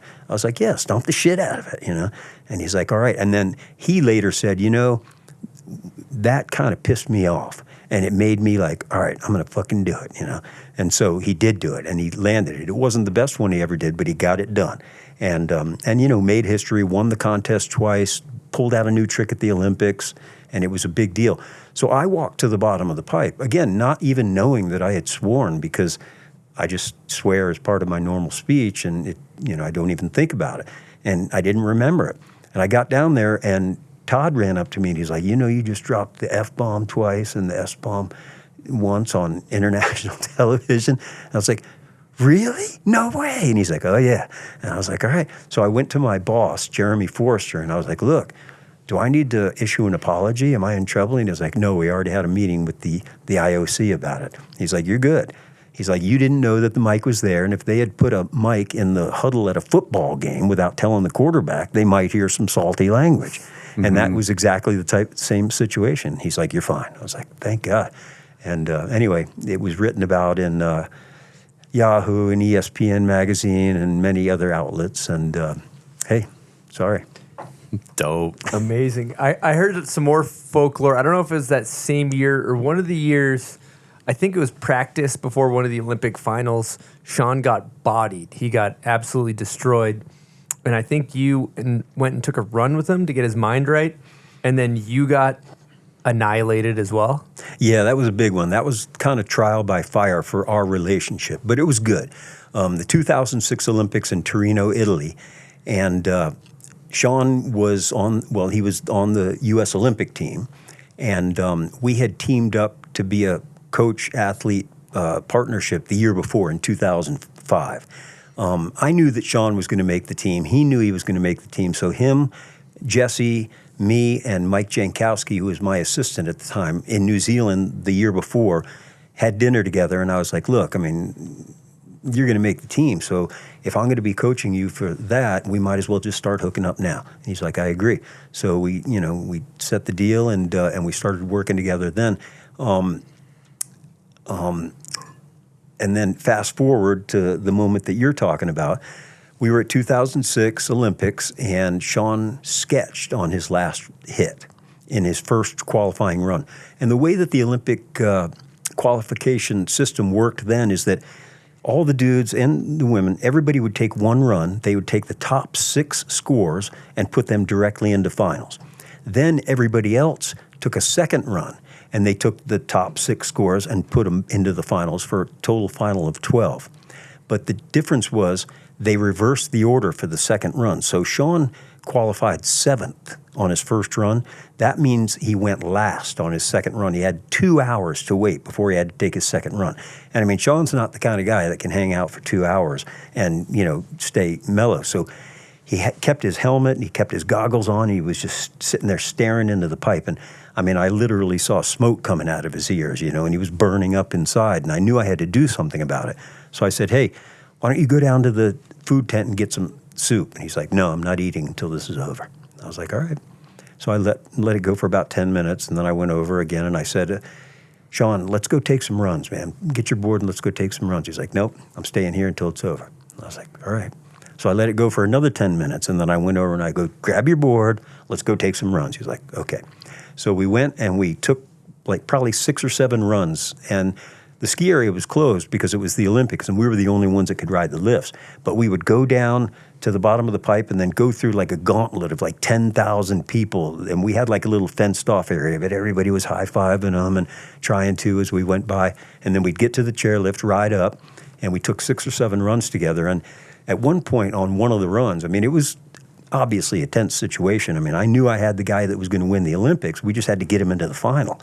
And sometimes the qualifiers are harder than the finals themselves because you're kind of like, it's like a chess game. You're like, how much do? I don't throw everything at him. I just do a qualifying run. So anyway, he had sketched and he was in 7th place anyway. So at one point, riding up the lift, I mean, he took his goggles off and looked right at me and he's like, Bud, am I good? And I was like, I mean, here's Shaun White looking at me with a pretty intense look and going, am I good? And I was like, you're fine. You got this. It ain't going to happen again. He's like, all right. So again, you know, it's about being a coach that's able to be calm and stay calm and be that rock for somebody. So, and I did my best. I mean, it was a serious situation. I had to do it. And anyway, on our last run, there was about 25 minutes before he dropped. On our last run, he goes down and hits this. It was a really crappy jump. And it was super short, and it had a super steep landing, and it was pretty icy because it was cold out. And, I mean, of course, he's Shaun White, so he hits the jump and laces it. And I'm like, oh, that looks like fun. So I hit it, and I absolutely ate shit at the bottom of it. And it hurt.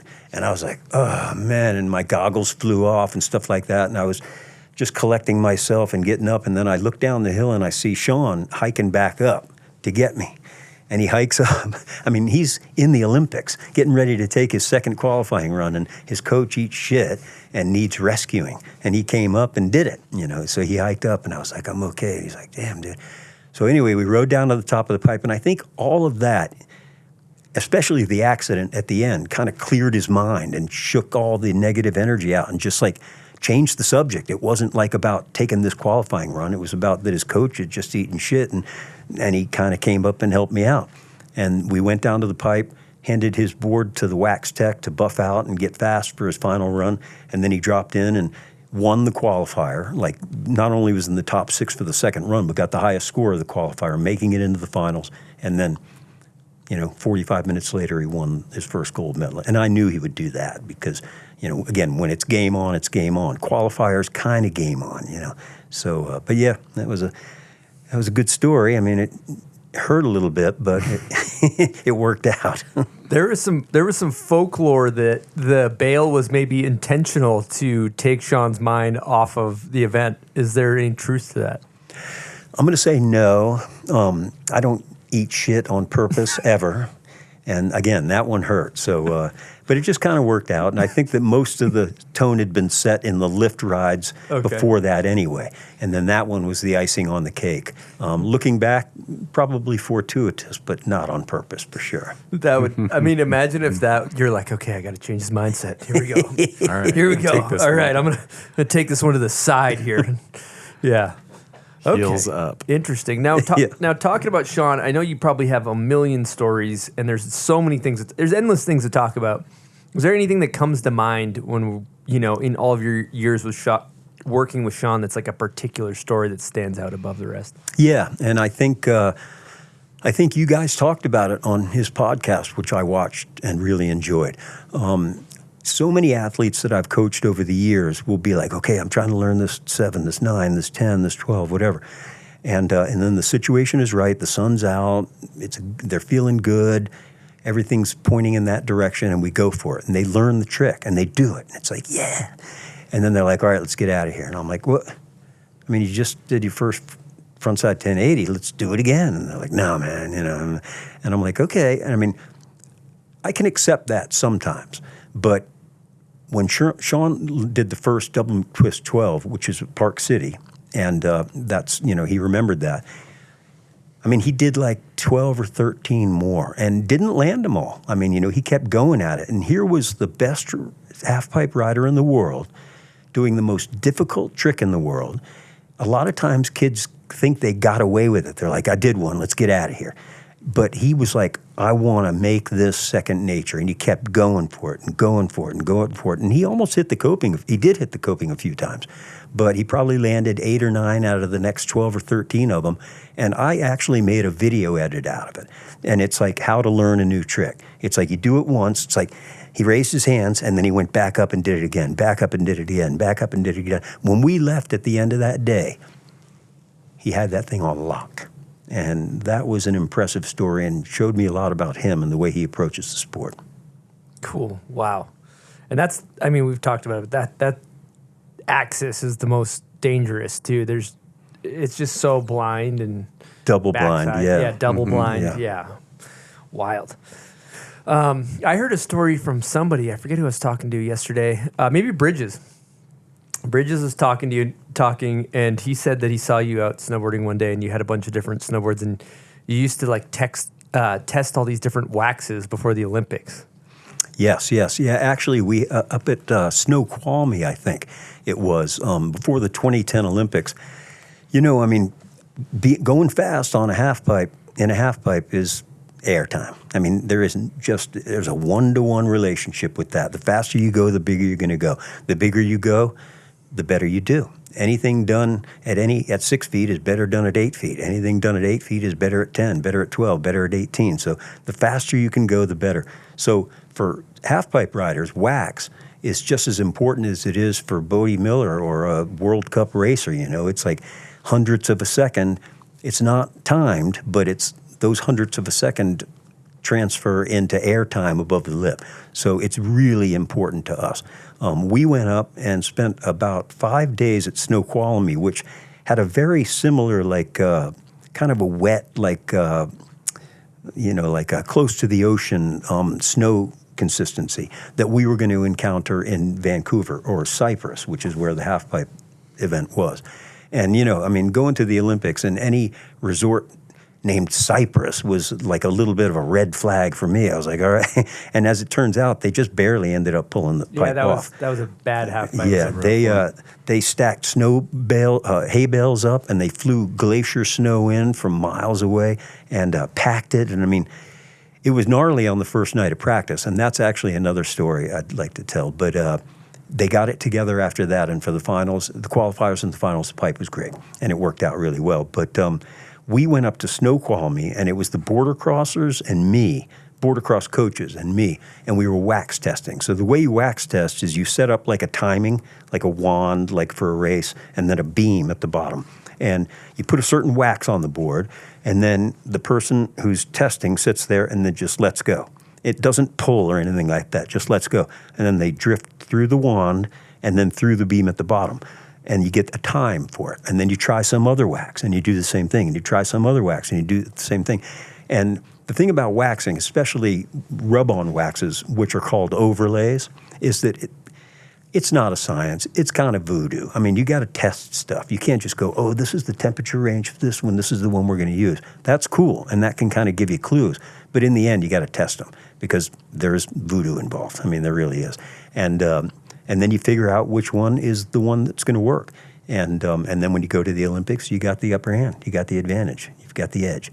So that's why we're doing it. Amazing. And what was the story you're going to tell about the Vancouver halfpipe? Vancouver halfpipe, and this is a very inspirational story. And I made a video of this too. So we show up for the first night of practice, and all the best riders are there. I mean, Peitu, Shaun, like everybody. And the pipe fell apart. Like quick, because it was unconsolidated. They had just built it with this packed on snow. So holes in the wall like this big and like 1.5 feet deep opened up, and the flat bottom had moguls like 3 feet high in it. And Shaun was like, well, this sucks, but if this is the way it's going to be for the Olympics, I came here to win the gold, and I'm going to win the gold in this pipe. So he charged. One by one, all the best riders in the world gave up. And in the video that I have and my little edit, you see the crowd at the bottom of the pipe of the best riders in the world giving up, growing, getting bigger and bigger and bigger and bigger. And by the end of the contest, by the end of the practice, there were like 50 riders standing at the bottom, just like, fuck it, man, we can't do this. This pipe is unrideable.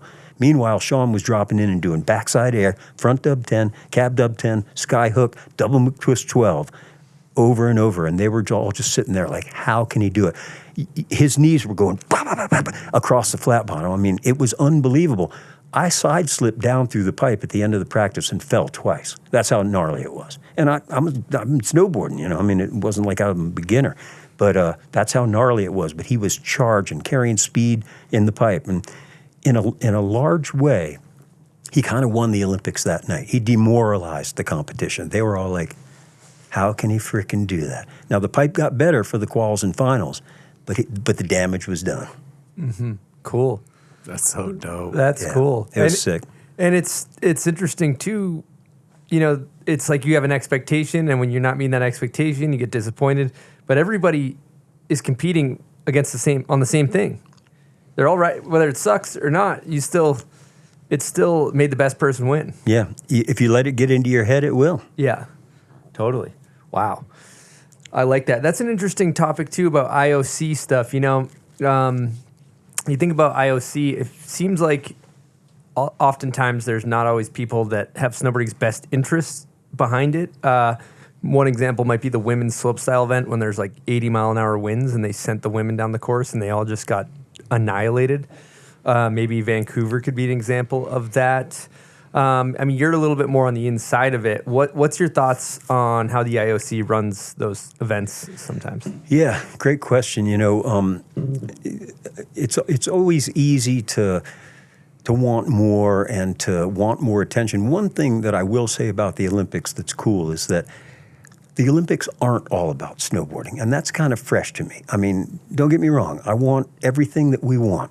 And I want it to be good always because I want to see the athletes showcased in an environment on features that promote success and allow them to do their thing to the best of their abilities. I want that. Having said that, the fact that the Olympics aren't all about snowboarding is cool because other athletes and sports are rad too. And so it's a little bit of a shift in that way. I mean, when we're at a World Cup, it's more about snowboarding because it's a snowboarding event.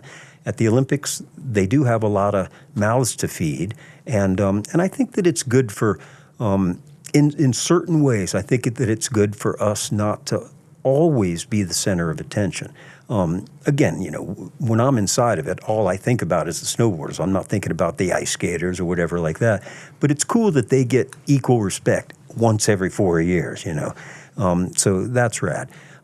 Having said that, the half pipe at the 2002 Olympics in Salt Lake City was the best half pipe of all time for the Olympics. In '98 in Nagano, it wasn't good.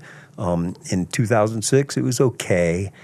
2010, they barely pulled it off. So we kind of had these, you know, the one in 2002 in Salt Lake. I mean, the sun was out. Frank had cut the pipe. It was perfect. It was a freaking awesome day.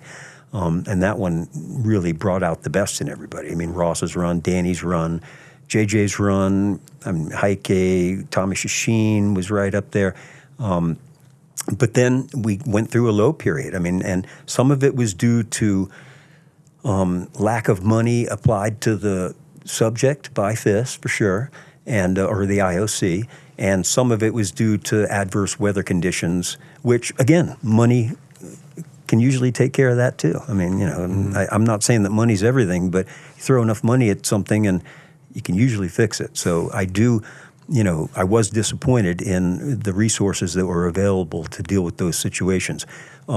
Fast forward to 2018, Ali Zahetner from Kaprun built and cut the pipe in Pyeongchang, and that was probably the best half pipe in the Olympics of all time.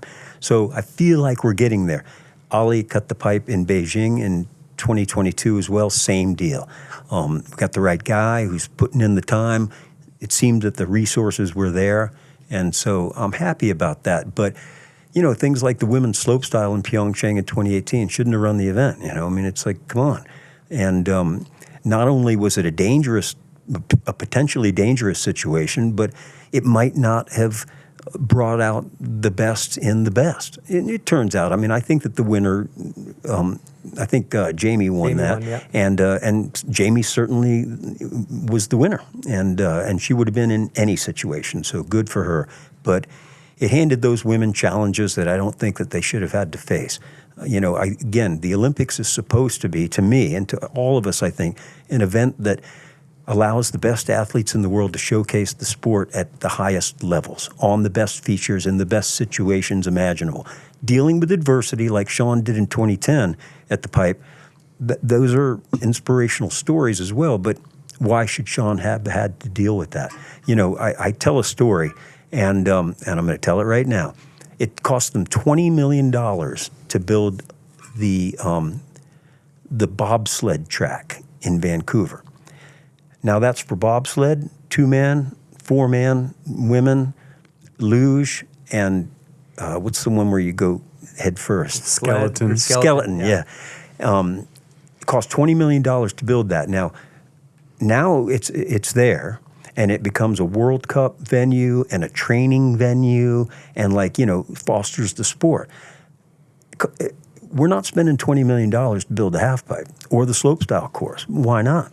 I mean, a lot more people snowboard than 2-man bobsled. I mean, I've never done it, and I probably never will. And then furthermore, a dude came out of it. I mean, tragically, a Russian athlete came out of it and died. So, in my opinion, if you spend $20 million to build a bobsled course, number one, you shouldn't be able to come out of it. You should be able to roll a bowling ball down that thing at the top, and it comes shooting out the bottom. And second of all, the half pipe cost $500,000 to build, and then it melts away and it's gone, and there's nothing remaining. I mean, I'd like to see that kind of commitment on the, in my opinion, every Olympics that hosts a half pipe, which is every Winter Olympics, that should be left as something that remains in perpetuity, so that it's both a training and an attraction to that resort and a future World Cup and maybe even Olympic site and stuff like that. I mean, why not, Makes sense to me. Absolutely. This is a great segue into a common topic that comes up with, along with your evolution, with everybody that's snowboarded evolution with half pipe, would be the accessibility, in the sense that when you grew up and you rode a 5, 8, 10-foot half pipe, whatever it was, I grew up, 16s or little ditches or 18s or whatever, you look at that half pipe and anybody can ride it. Like, you're a beginner and you're like, oh, I want to go down the half pipe. I want to hike the pipe. I want to get it part of it. But I think the 22-foot has the kind of the vert ramp effect in skating, like the vert killed skating or whatever. You've heard those analogies. I would like to hear your take on the Superpipe. Is it good for snowboarding? Is it bad? How do we get more people into riding half pipe? Because it does seem like a bit of a niche sport. Yeah. It's a good subject, and I have differing opinions and kind of go back and forth. One thing I will say is that from a safety perspective, I think that everyone is better off riding a 22-footer instead of starting in a 13-footer or graduating to an 18-footer and going to a 22. I mean, the beautiful thing about half pipe is that if you're not good at it, you can't really get in, you can't do anything. You can't hurt yourself that much, because you have to be able to be good enough in order to get out of the pipe. And then you're exposing yourself to danger, but by the time you do that, you're good enough to do it. So it kind of takes care of itself. A jump, anybody can come down and just go, wow, I want to hit that jump. And even though it's day 2 on a snowboard, they can send it and freaking, ruin themselves. You can't do that in a half pipe. You by the time you get good enough, you're good enough. So, and then the trannies on a 22-footer are so wide and fat that, it reduces, I believe that it just provides more transition to catch. Even if you pop off the wall, you're still going to catch some tranny, generally speaking. And so I believe that they're safer even for young kids. And yeah, like that. The big thing about 22-footers is the investment. The investment in snowmaking in particular. I mean, they have to do some dirt work. That's 18-foot or whatever. And they have to own a machine. The machine to cut a 22-footer isn't appreciable, isn't significantly more expensive than that to cut an 18-footer. So it costs another $20,000, but whatever. And but yeah, the investment in snowmaking and power and water and things like that. Because resort, yeah, exactly. Diesel and cat hours and things like that. So yeah, it's, I think that, there are some questions to be answered there for sure. And thankfully, Mammoth and Woodward and Copper and some other resorts and Calgary, COP, they see the value in making that investment. It is an Olympic sport, so it has legs and it leads somewhere. And I love the half pipe. A lot of people say, hey, we should proliferate 13-footers more because a lot of people have cutters sitting in their yard and they can use the 13-footer. I agree. We should have more of those. And then, it'd be great if we had 13-footers, 18-footers. And then if you're one of those resorts like Mammoth, like Copper, like COP, like Woodward Park City, and you have a 22, then there's kind of a, there's a map of where these things are, and you can position yourself. And if you're like, I want to become a half-pipe rider, and I need to ride at 22, well, you move to Copper or you move to Mammoth or whatever. But I do think that there should be more of the 13 and 18-footers just to get people into it. One thing about North Star, I worked at North Star in between, for a couple of years, and before I took the job with Canada, and it was awesome there. And one thing that's really cool about North Star is, first of all, they have like the longest park run that I know of in the United States. I mean, that pinball, it's like, and Mike Schipani and his crew, they do a great job. And there's jumps, it's kind of a progression line. There's little ones at the top, there's rails everywhere, then there's some medium ones, and then there's rails everywhere, and then there's some bigger jumps at the bottom. But the whole trail leads through the half pipe at the bottom. So every kid that comes down, they're not like, screw half pipe, I don't ride half pipe. They ride the half pipe because they hit the jumps, they hit the rails, and they're not going to ride around the half pipe. They just go through it. So they learn how to ride half pipe, and they develop a love for transition, which, come on, man. From skating and surfing, it's all about transition, and that's the genesis of the half pipe. So, I love it, man. And, it's when I was standing at the top of the 22-footer at Copper the other day, and I was just talking to another coach, and he's like, man, look at us. How far have we come to be standing here? And, it's it all came from the wave. Skating, it all came from surfing. Then they started skating in the street and to practice their skills in the off season or when they weren't surfing. Then they're like, well, we could make waves out of. They went to pools and they hit pools. Then they're like, we could make our own waves, and they started building ramps. And then it went from there, and then eventually into snow and the half pipe. But it's all the same thing. It all started with the wave. We're all seeking the wave. So I never want to see half pipe go away, because not only is it all about the wave, and it goes back to the roots of this sport and skating and surfing, but it's cool, man. It's like, have you ever seen the movie Remember the Titans? Yeah, Denzel Washington is standing on the football field at night, and he's like, this is my sanctuary. Here, everything is perfect. Well, that's how I feel when I'm standing at the top of a pipe. I love it. It's a football field. You could see the whole run, and you see everything. It's pretty cool. Especially when it's perfect. And they are, man, God. The Gorgeous. Zog and the grooming, Frank and Ollie and Jeremy Carpenter, and the guy, Adam, who cuts it at COP. There's some real masters out there. It's come a long way. It's impressive. I've sat with Benny cutting the pipe at Woody's, and man, just sitting in there and watching him just like the tiniest adjustments on his hand and how still he is. And it's violent in that thing, that auger going. Yeah. And just to hold that line and keep that balance and that patience was very impressive. So, and you can't cut a pipe good fast. No, you can't. You can't. You got to go slow, and you try to. And if they give you a timeline, something's going to go wrong. If they say you need to be out of there in 3 hours, you're going to rush it, and you're going to do it. Then you're getting a 3-hour pipe. That's right. Yeah. Exactly. Yeah. And there's nothing worse than a bad 22-footer. It's like a loaded gun, man. Straight up. Seems like the hardest part is the floor, getting the flat bottom. Matching smooth. it. That's like when you get in a good half pipe with like no kink at the bottom, you're like, whew. Yeah, the blend from the bottom, from the transitions to the flat bottom, and a little bit of dish in the flat bottom, so it's kind of a continuous arc instead of a tranny flat tranny. And but there's people that are really good at it. It's pretty amazing. It's funny too when you.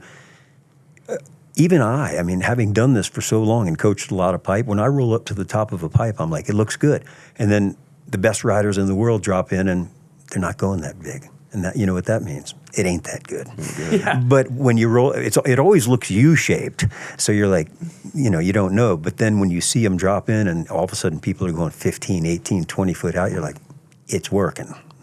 Those competition pipes, shout out to all the cutters because it's unbelievable. Like dropped into Dew Tour last year, and I remember as a kid going to US Open when I was an 18, and I did USASA, but like you drop into that like competition pipe, and the pitch is perfect. It's fast, it's steep, it's easy to carry your speed. You're kind of like, I'm a golden god today, Like it boosts your self-esteem in a good pipe because it's easy to do your tricks. Yeah, it's true. It's true.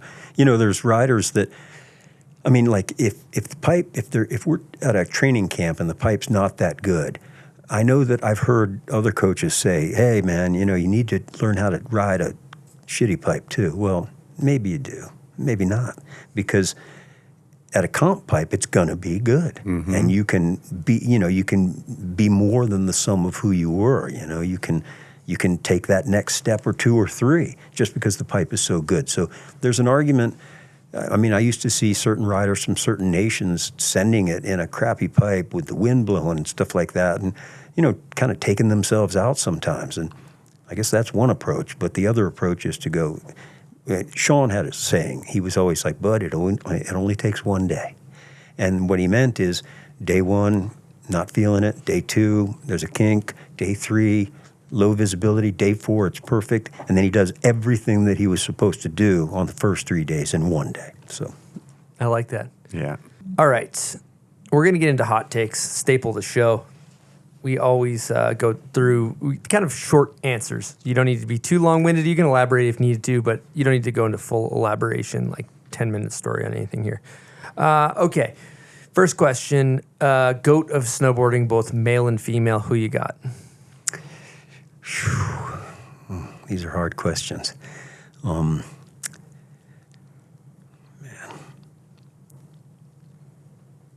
Terrier, on the male side, it's like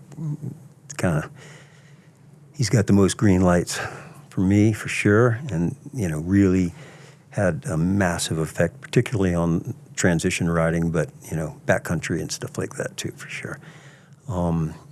Female, Jamie Anderson. Yep. Like it. Would you consider snowboarding an art form or a sport? It's a mix.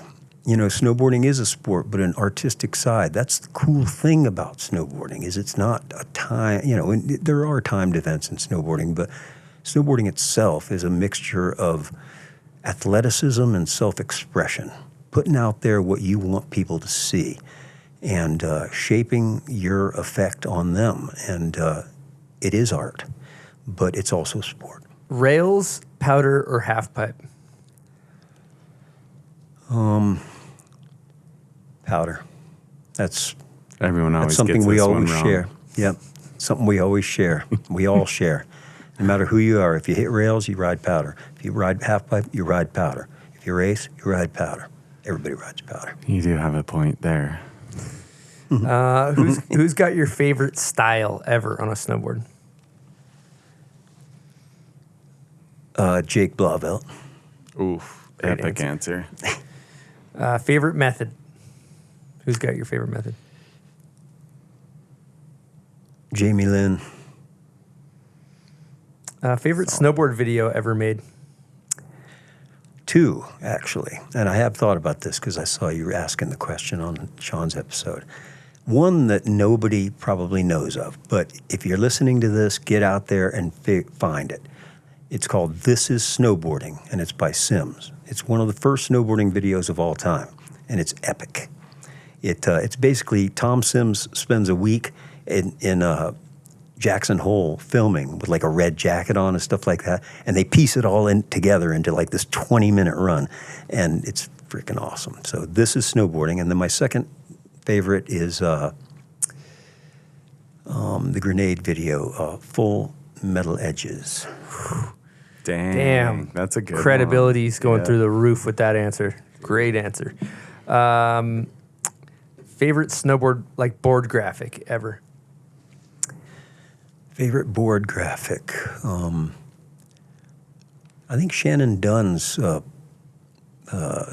porpoise on it. Yeah, I think that one was one of my favorites. Nice choice. Was that a Burton? Yes. Yep. Yeah. Okay. Cool. And then pants over the high back or under the high back? How do you rock them? Under the high back. Okay. If you go heliboarding with 3 people in the helicopter, good times, just riding POW, wherever you want, who you bringing with you? Well, Jake Blauvelt.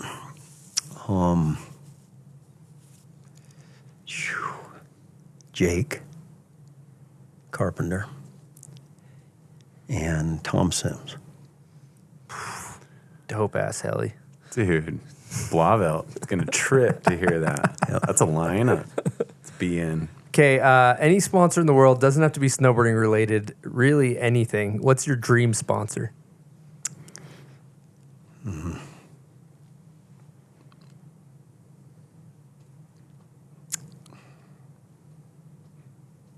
Louis Vuitton.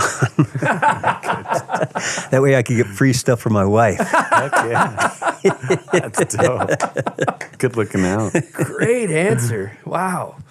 Amazing. Okay, last question. Hot takes, worst trend in snowboarding. What do you got? Worst trend in snowboarding is hearing anybody say I'm over it. That one gets me every time. How can you be over anything when you're on a snowboard? You're having fun. You should be. Damn. Good answer. More wise knowledge. I know. I got to change the things I say now. Sounds like me basically after every time I unstrap after the rail and hike back up. I'm over it. Thanks for that insight. Okay, so we like to ask also setups, like what snowboard are you running? How do you set it up? What board, boots, bindings? Yeah, right now I'm riding a Ride Berserker. I was a Burton guy for a long time, but things have changed over at the company, and not really feeling the love that much anymore. And it decided it was time for a change. So I gave Jake a call, and rides really come through with like boards and boots and bindings, and I'm loving the stuff. The Berserker in particular, which is something that Jake designed. I knew I would love it because Jake designed it, and I rode with him for a long time and know what kind of a rider he is, who wants high performance. And sure enough, the thing is an absolute beast. I love it. So I'm riding the Berserker. Like I said, I ride a wide stance because I tested Shaun's stuff for so long, and I kind of got used to it. So I think I'm like 24 inches. I'm 5'6", so it's pretty wide. But it works for me. And then I'm 12, -9 on the angles, and I'm goofy foot. Dude's got a street stance up in here. Yeah. Yeah. Good looks. Yeah, that's a gangster stance. Yeah. Okay, and then what's next for Bud Keene? Well, coaching the Canadian halfpipe team and working on some books and stuff like that. That's a little back channel, but professionally working with these Canadian halfpipe riders, in particular Brooke DeHunt and Liam Gill. Sky's the limit. Those kids can do anything, and I'm super pumped and super fortunate to be working with them. And I love every minute of it. It's awesome. So Amazing. We can tell. Okay, and then I want to kind of throw one last thing in there. You know, there's a lot of up and coming, snowboard kids trying to get in, figure it out. Do you have any advice for anybody that's trying to make their way through this snowboard community before we wrap this thing up? Yeah. If you're a kid out there trying to make it in the snowboard world, find out what you like to do, what type of snowboarding you like to do. I mean, do it all until you decide it's time to specialize. And if it's never time to specialize, that's fine too. Do it for the right reasons. Do it for the passion, for the good feeling, for, keep yourself happy. Don't take unnecessary risks to try and impress people. I mean, I'm not going to say don't take risks because, like I said, this whole sport's about going big and doing stuff anyway. So there's going to come a point where you gotta push it a little bit, or a lot. But do it for the right reasons. Don't get hung up on sponsorship. If you ride your ass off and shine, you're going to get sponsored. It's going to happen. Don't get into the. There's a part of the culture that hates on certain other parts of the culture. Don't get drugged down by that. I mean, just keep an open mind. Be a snowboarder. We're all snowboarders. We're all doing it for the same reason, to have fun. Just keep your head on straight. Go out there and snowboard your ass off and get good, and you're going to make it. Or you're not, and then you do something else. But you can always snowboard anyway. Damn. Amazing, Bud. Thanks for leaving us with that. Before we throw a bow on this thing, do you want to throw out any thank yous? Thank you to, for Burton for the long-time support. Thank you for Ride for the current support. Thank you to everyone that I've ever, used their gear or, whatever, or clothing or all that stuff.